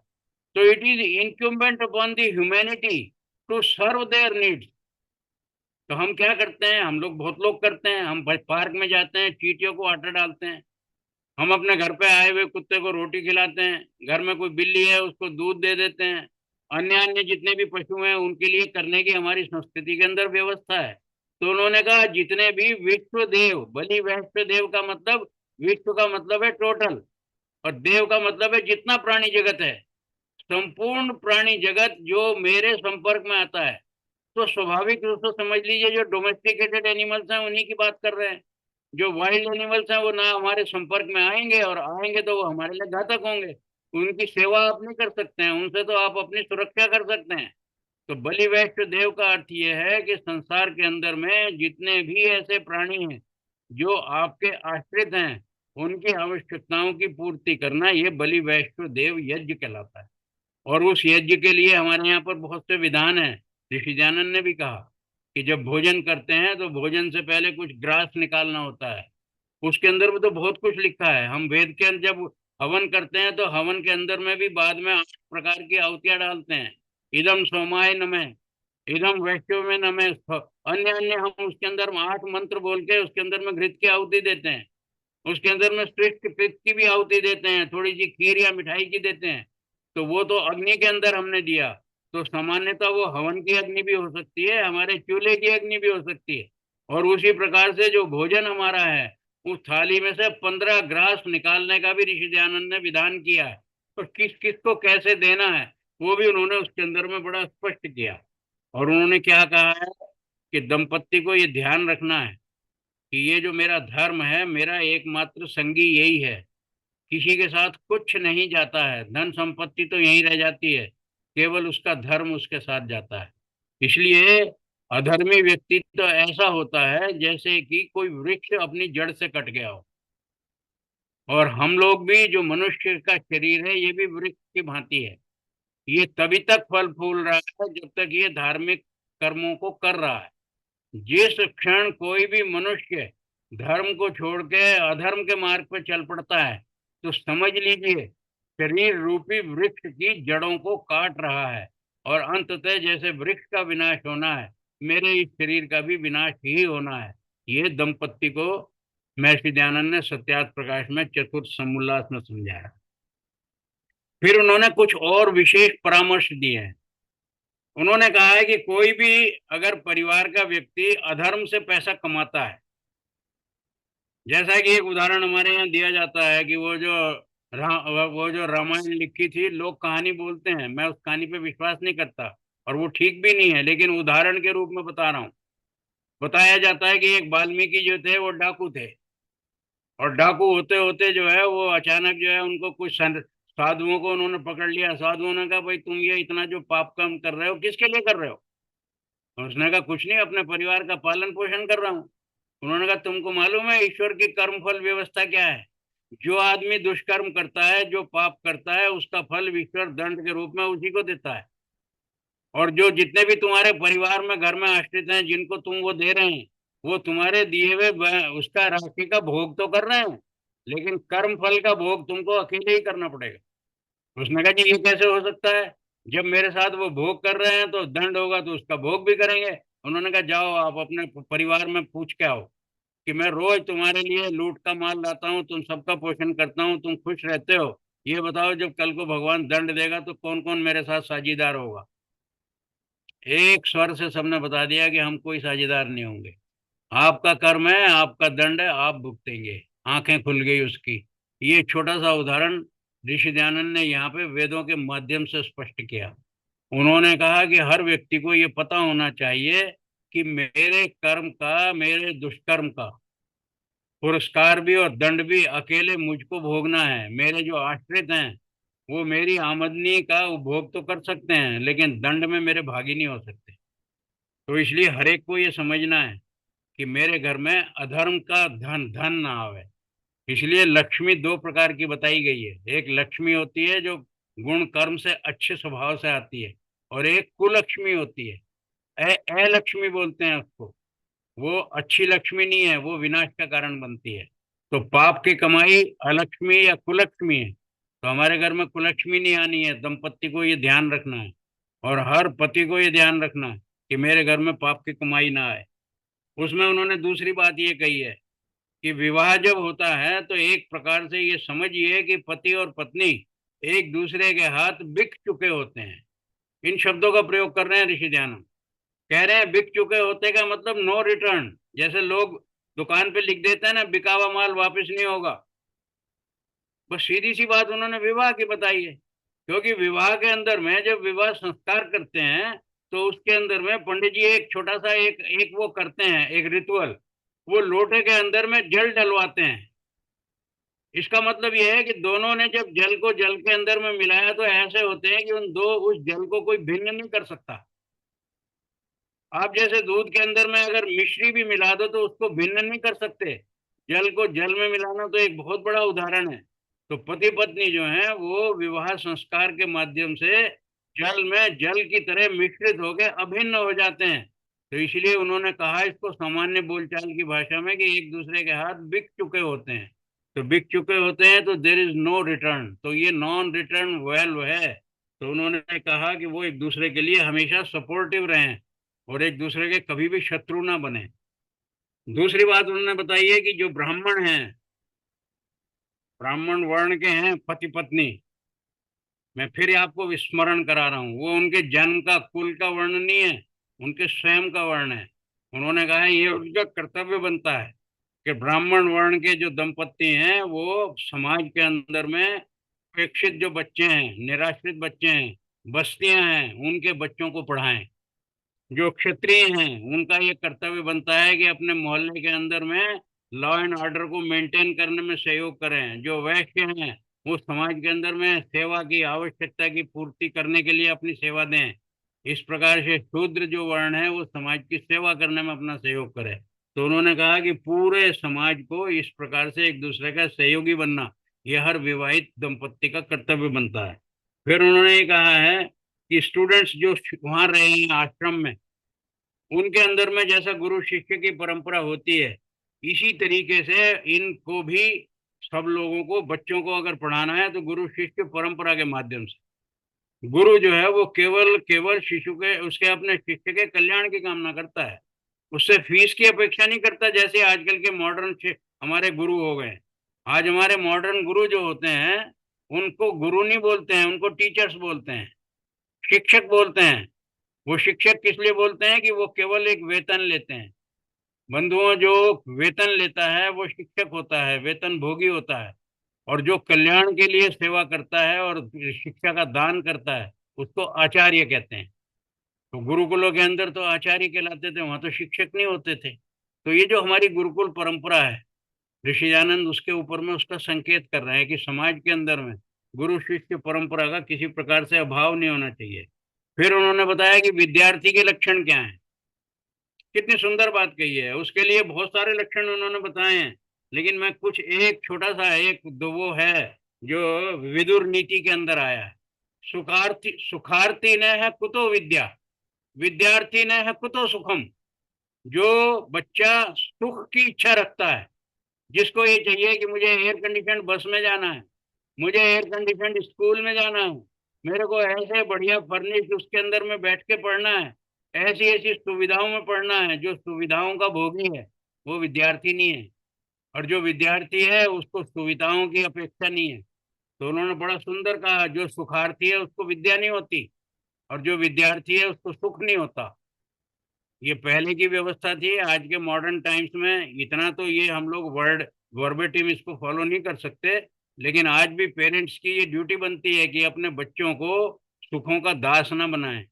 कई दफे हम लोग लाड में आके इतना पैम्परिंग करते हैं कि बच्चों को पसीना भी आने नहीं देते, और जब पसीना नहीं आते तो उनका शरीर जो है वो डिटॉक्सिफाई भी नहीं होता, और इसीलिए उनको बीमारियां भी ज्यादा होती हैं।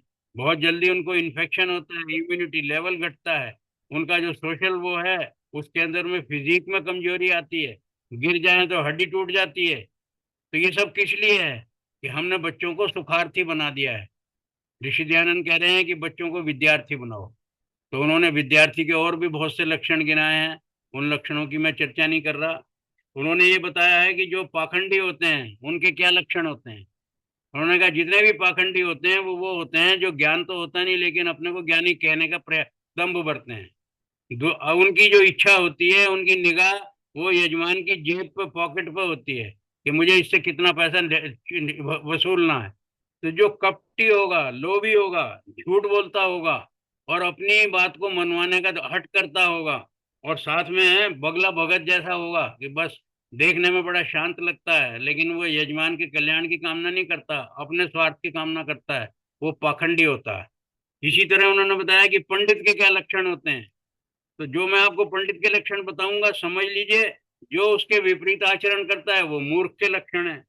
उन्होंने कहा कि पंडित वो होता है जो धर्माचरण करता है, धर्मयुक्त होता है, सत्य ज्ञानी होता है, और फिर जो कोई भी बात होती है वो जानता है कि ये समाज नित्य नहीं है तो वो शोक नहीं करता।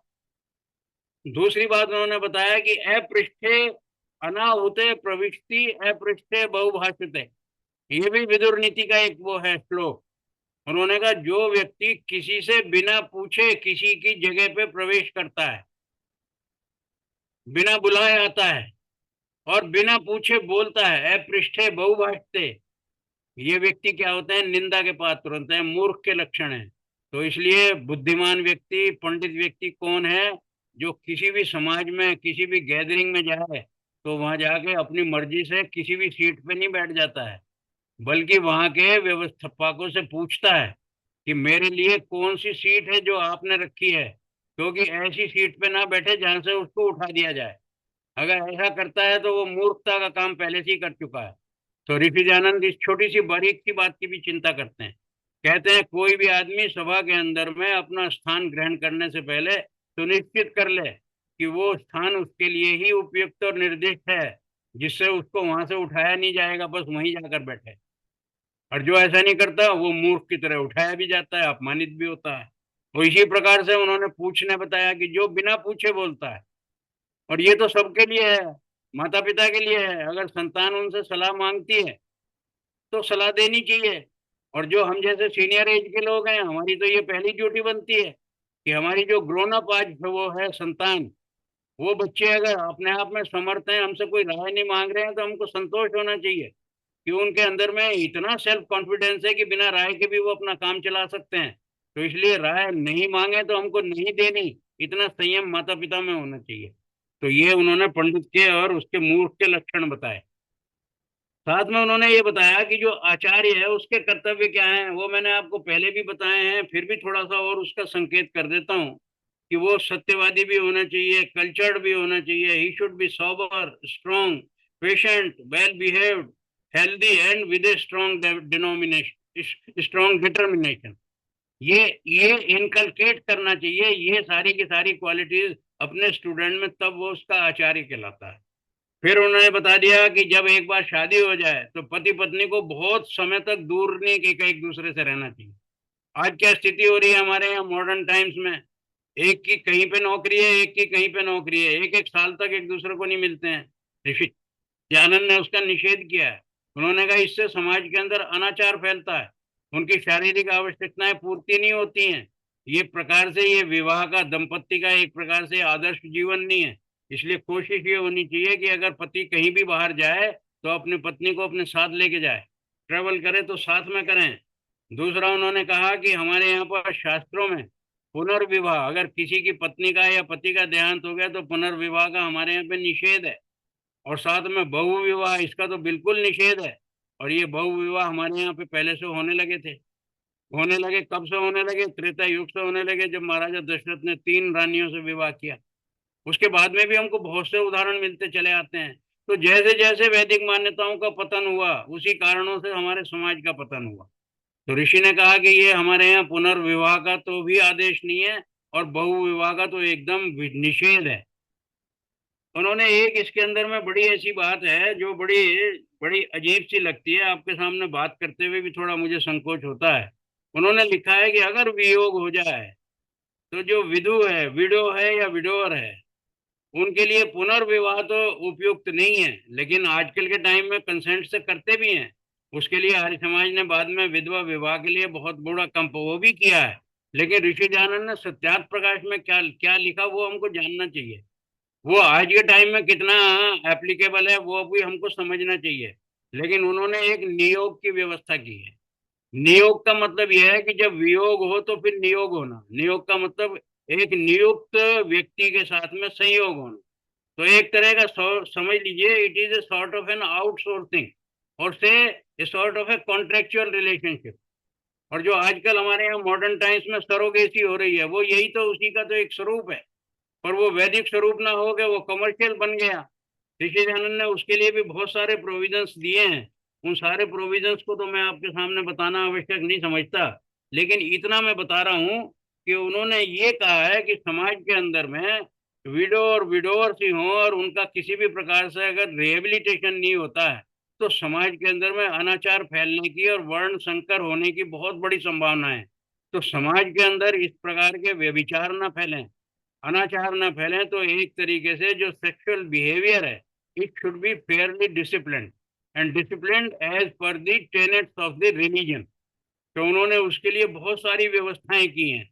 तो इसलिए जो उन्होंने नियोग किया वो exclusively for procreation, not for lust.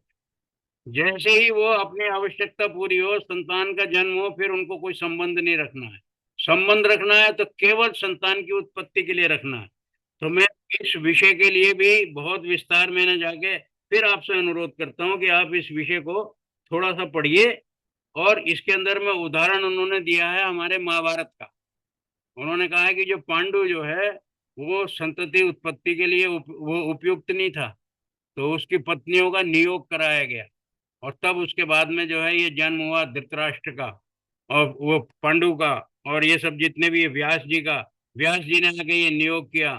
तो कुंती और माद्री ने, इन दोनों ने जिस प्रकार से संतति को जन्म दिया, तो ये हमारी उस समय की प्रथा है। तो इसके जो गुण दोष हैं, इसको गुण दोष को हमको इस तरीके से इवेल्युएट नहीं करना कि ऋषि दयानंद ने कोई अनहेल्दी प्रैक्टिस को किसी भी तरीके से एडवोकेट किया है। No, he has only tried to discipline the sexual behavior even in case of the bereavement। कोई नहीं ध्यान कर रहा है तो ऋषि दयानंद ने ध्यान किया कि स्त्री पुरुष की जो आवश्यकताएं हैं उनको सम्मानजनक तरीके से धर्म के दायरे के अंदर पूरा करने का क्या विधान है। और किसी भी प्रकार से वंश के अंदर अगर संतान नहीं है और पति की मृत्यु हो गई, तो फिर आगे वंश कैसे चलेगा। तो उस वंश चलाने के लिए बताया। एक बड़ी इंटरेस्टिंग बात बताई है, उसको आप लोग जरा ध्यान करें। हमारे यहाँ एक शब्द का प्रयोग होता है देवर। सब लोग क्या समझते हैं कि बड़े भाई की पत्नी है, भाभी है, और उसके जितने भी छोटे भाई हैं वो सब देवर हैं। ये हमारे यहाँ एक प्रचलित वो है, लेकिन वैदिक जो शब्द है उसके लिए ऋषि दयानंद ने स्पष्ट किया कि देवर का अर्थ है द्विवर। जो इस प्रकार से बाद में पति के अभाव में, पति की अनुपस्थिति में जिसको वर बनने का किसी भी प्रकार से अधिकार होता है, उसको द्विवर की संज्ञा दी है, वो उसका अपभ्रंश है देवर। हमारे यहाँ उसको फिर व्यवहारिक रूप में जिस प्रकार का दिया, मुझे उसके ऊपर में कोई टिप्पणी नहीं करनी। लेकिन मुझे अब इतनी बात जरूर बतानी है कि उन्होंने ये बताया है कि जैसे आजकल हो रहा है लिव इन रिलेशनशिप में बच्चे भी हो रहे हैं। तो हमने देखा है सुप्रीम कोर्ट तक केस जा रहे हैं डिवीजन ऑफ प्रॉपर्टी के। लिव इन में रह रहे हैं, बच्चे जो पैदा हो रहे हैं इलेजिटिमेट हो रहे हैं, लेकिन सबको ये लग रहा है कि इन बच्चों को किसी प्रकार से संपत्ति मिलनी चाहिए। ऋषि दयानंद ने कहा कि अगर ये डिसिप्लिन में, अगर ऑर्डर में है, नियोग के अंतर्गत है, सरोगेसी की तरह से है, तो उसके बहुत सारे प्रोविजंस हैं। समय नहीं है इसलिए भी नहीं मैं बता रहा हूँ, और फिर ये विषय ऐसा है कि ये पढ़ने का ही है, मेरे बताने का कम है, आपके पढ़ने का ज्यादा है। तो उन्होंने ये बताया कि जब इस प्रकार से डिसिप्लिन ऑर्डर में अगर संतति होती है, तो वो भले ही रेगुलर मैरिज में है या नियोग के माध्यम से है, तो वो एक पुत्र जो हो गया वो उसका औरस पुत्र है, दूसरा पुत्र क्षेत्रज पुत्र है। क्षेत्रज पुत्र का मतलब यह है कि क्षेत्र जो होती है, माता क्षेत्र होती है, और उसका स्वामी जो होता है वो उसका क्षेत्रपति होता है। तो जो उस क्षेत्र में संतान होगी, उसी माता के गर्भ से संतान होगी, वो उसके पिता की कहलाएगी। तो साथ में उन्होंने ये कहा कि उन दोनों का समान उत्तराधिकार का, संपत्ति का अधिकार होगा। कितना बड़ा एक लीगल टेंगल को ऋषि दयानंद ने एक प्रकार से डिफाइन करने का प्रयास किया है। हम क्या करते हैं, उसको डिफाई भी करते हैं, डिफाइल भी करते हैं। और इसीलिए आज इतने हमारे यहाँ झगड़े हो रहे हैं।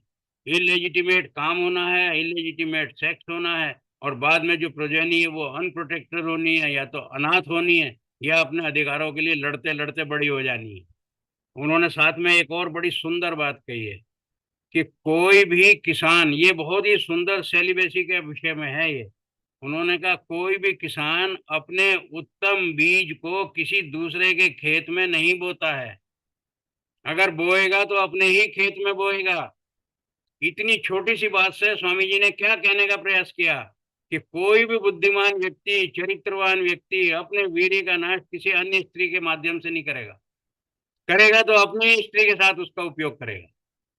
तो उन्होंने कहा है कि बुद्धिमान व्यक्ति अपने बीज को दूसरे खेत में बो सकता है, जो मूर्ख व्यक्ति, बुद्धिमान व्यक्ति ऐसा नहीं करता। ऐसे उदाहरण से उन्होंने ये बताने का प्रयास किया कि जो हमारा डीएनए है उसको रिटेन कैसे करना। आप कहीं भी कुछ करते जाएंगे तो आपका डीएनए कैसे मेंटेन रहेगा। तो ऐसे छोटे छोटे उदाहरणों से उन्होंने सत्यार्थ प्रकाश में ये सारी बातें बताई। सबसे अंत में ऋषि दयानंद ने एक बात जो है वो बड़ा इसके कंक्लूड करते हुए कहा। उन्होंने कहा हमारे यहाँ 4 आश्रम हैं, और इन 4 आश्रमों के अंदर में उन्होंने कहा कि सर्वश्रेष्ठ अगर आश्रम है तो गृहस्थ आश्रम है। उसका कारण बताया उन्होंने। जैसा मैंने शुरू में संकेत किया था, this is the only single ashram which allows the partners to earn something in terms of the progeny, in terms of the property, in terms of the riches. तो हम धन संपत्ति का अगर अर्जन करते हैं तो हमको कमाने का अधिकार जो है केवल गृहस्थ आश्रम में। संतति का उत्पत्ति कर रहे हैं तो शारीरिक संबंध बनाने का भी हमको अधिकार है, तो वो केवल गृहस्थ आश्रम में। पर सबका उद्देश्य है, उद्देश्य केवल मौज मस्ती नहीं है। तो ये फन विदाउट आंसरेबिलिटी, इसके लिए तो it is no place in Vedic society and in any civilize society. लेकिन ऋषि दयानंद ने क्या कहा कि गृहस्थ आश्रम सर्वश्रेष्ठ है। क्यों सर्वश्रेष्ठ है? कि यहीं पर ही ब्रह्मचारियों का निर्माण होता है। पैदा जो होते हैं शिशु, वही तो ब्रह्मचारी होते हैं, गुरुकुल में जाते हैं। तो उनका जन्म कहाँ होता है? गृहस्थ आश्रम में होता है। तो सारा ब्रह्मचर्य आश्रम गृहस्थ आश्रम की प्रोडक्ट है। दूसरा उन्होंने ये बताया कि जितना वानप्रस्थ आश्रम है, जो लोग एल्डरली हो गए हैं, ग्रेजुएट कर गए हैं, ग्रेजुएट करके अब फैमिली के रिस्पॉन्सिबिलिटीज उनकी पूरी हो गई हैं, अब बच्चों ने संभालनी है, उनका पालन पोषण कौन करेगा? अब वो अर्निंग नहीं है, सेल्फ अर्निंग नहीं है, तो उनको कौन उनकी सेवा करेगा? वो गृहस्थ आश्रमी उनके संतान करेगी। इसके अलावा बहुत से लोग जो सन्यासी हो गए, समाज के लिए सब कुछ अपना छोड़ के चले गए दुनिया में, और उन्होंने सब कुछ कह दिया कि अब मैं कुछ नहीं हूँ, तो उनको क्या बोलते हैं? ये मैं अगले आपको जब सन्यास आश्रम की अगला समोल्लास की चर्चा करूंगा, वो आज नहीं करूंगा, अगले उसमें करूंगा। करना तो शेड्यूल्ड आज ही था, लेकिन टाइम परमिट नहीं करता है। उसके अंदर में विचित्र बात देखिए, जब कोई व्यक्ति अपना घर बार छोड़ देता है, अपनी सारी सारी संपत्ति छोड़ देता है, उसके पास एक कमंडल रह जाता है और एक थैला रह जाता है, और उसके पास में घेरे हुए कपड़े रह जाते हैं, तो उसके पास कुछ नहीं रह गया, भिखारी हो गया, लेकिन हम उसको क्या बोलते हैं? स्वामी जी। कितना पैराडॉक्सिकल है। जिसके पास कुछ नहीं है वो स्वामी है। किसका स्वामी है? वो सारे विश्व का स्वामी है। उसने एक घर का दरवाजा बंद किया है, 1000 घरों के दरवाजे उसके लिए खुल गए। उसकी क्या महत्ता है वो हम अगले अध्याय में आपको फिर बताएंगे। लेकिन मैंने आपको एक पैराडॉक्सिकल उदाहरण दिया कि जो आदमी स्वेच्छा से त्याग करता है समाज के कल्याण के लिए, उसको ही स्वामी कहा जाता है। अन्य व्यक्ति स्वामी नहीं होता है। तो हम क्या करते हैं? उनकी सन्यासियों की भी सेवा कौन करता है? गृहस्थ आश्रमी करता है। तो गृहस्थ आश्रमी ही ब्रह्मचर्य आश्रम का निर्माण करके पालता है, उनकी शिक्षा का व्यवस्था वही करता है, उनके वस्त्र की व्यवस्था वही करता है, उनके जो आचार्य हैं उनका भी पालन पोषण करता है गृहस्थ आश्रमी। अपने माता पिता वानप्रस्थी हो गए हैं उनकी भी सेवा करता है, जो साधु सन्यासी हो गए हैं उनकी भी सेवा करता है। तो इसलिए उन्होंने क्या कहा है कि गृहस्थ आश्रम सर्वश्रेष्ठ और सर्वज्येष्ठ आश्रम है, एल्डेस्ट ऑफ ऑल। तो इसलिए हम जितने भी गृहस्थ आश्रमी हैं, यहाँ पर जितने लोग सुन रहे हैं, वो अपने अंदर में गर्व का महसूस करें। जो गृहस्थ आश्रमी नहीं है उनको ये गर्व उपलब्ध नहीं है, क्योंकि वो समाज के ऊपर आश्रित हैं और हम समाज हम पर आश्रित है। इसलिए हम वो गृहस्थी हैं और हमारी ये ड्यूटी बनती है कि हम इस प्रकार से सारे संपूर्ण समाज की सेवा करें। और साथ में उन्होंने क्या बात कही है, संतान के लिए उन्होंने बताया कि ये संतान क्या होती है। जब माता पिता संतान को उत्पन्न करते हैं तो बड़े प्रेम से और बड़े स्नेह से उसको जन्म देते हैं। उसके लिए वो संयोग करते हैं एक मन में इच्छा रख के कि हमको ईश्वर जो है एक ऐसा उपहार देगा, हमारी गोद में माता के रूप में देगा वो, कि हम उसको एक ऐसी श्रेष्ठ नागरिक के रूप में बना के आगे बड़ा करेंगे, हमारे लिए भी समाज के लिए भी और पूरे विश्व के लिए कल्याणकारी व्यक्ति बनेगा। तो वो क्या होता है, वो मेरे आत्मा का और हृदय का एक प्रकार से अंश होता है। तो इसीलिए उसको वेदों में हर संतान को आत्मज कहा है।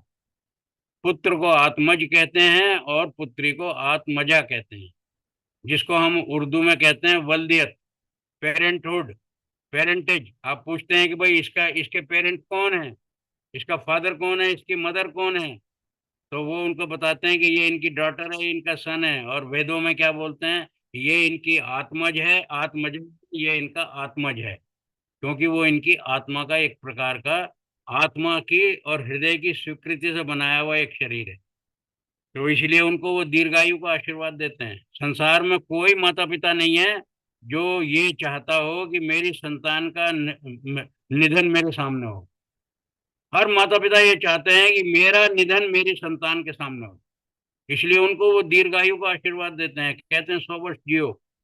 अपना उनको मालूम है थोड़ा सा समय है और संतान के लिए जानते हैं बहुत बड़ा समय है। तो कोई भी माता पिता अपने संतान के कल्याण की कामना ना करे, ऐसा दुनिया में कोई होता नहीं है। और अंत में एक बात उन्होंने कही है,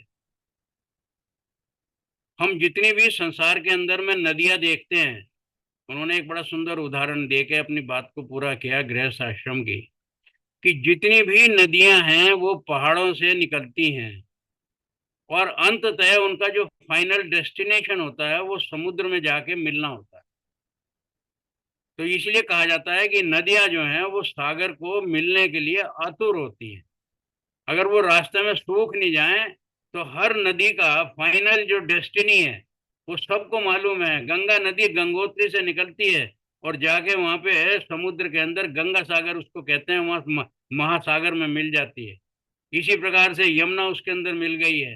अन्य अन्य जितनी भी हैं, ब्रह्मपुत्र है, गोदावरी है, अन्य अन्य, या तो नदियां नदियों के अंदर मिलके उनकी ट्रिब्यूटरी बन के वो महानदी बन के, लेकिन अंततः उसका फाइनल डेस्टिनेशन सागर ही है।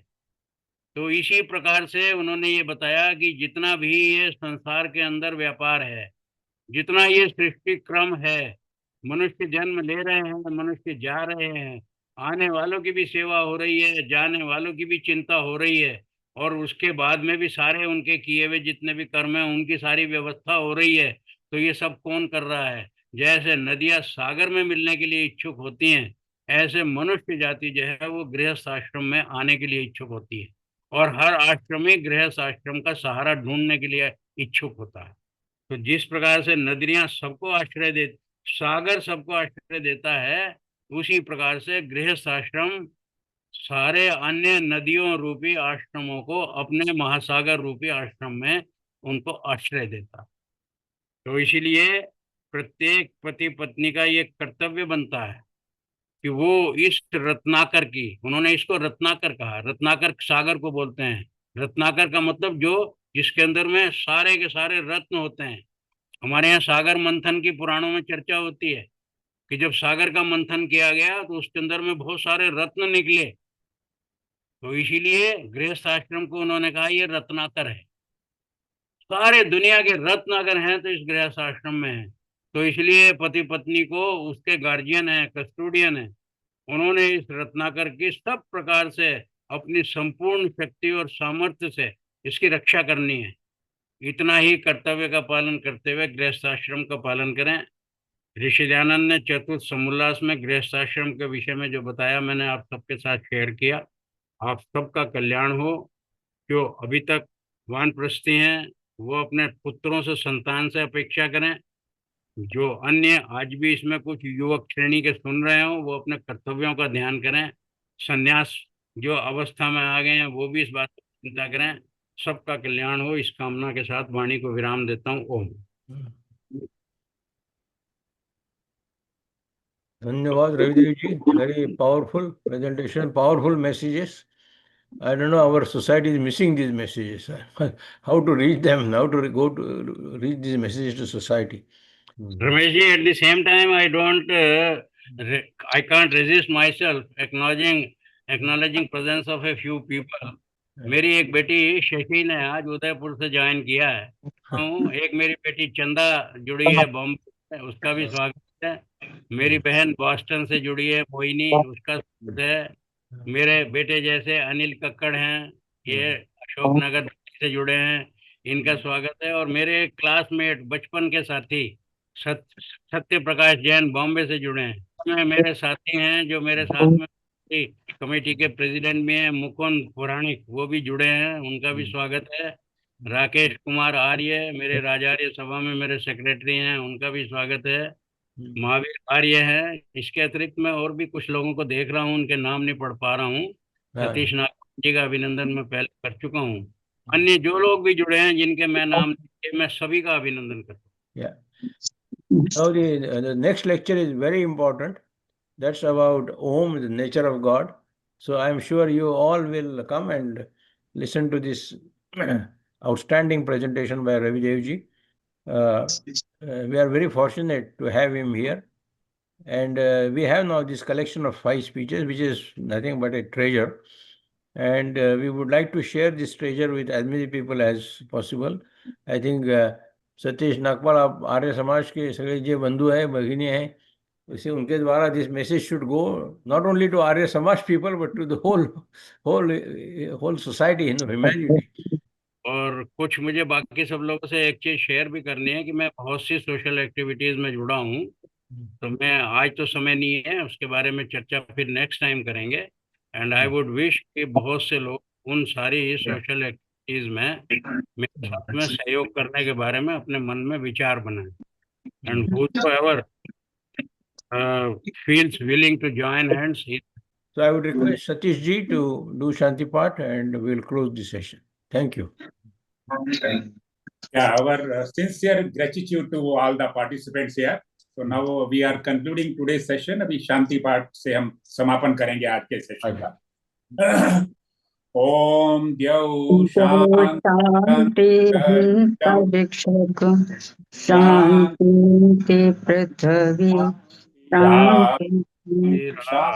शांतिरोषधया शांतिः वनस्पतया शांतिर्विश्वे देवा शांतिर्ब्रह्म शांति सर्वं शांति शांतिरेव शांति सामा शांतिरेधि।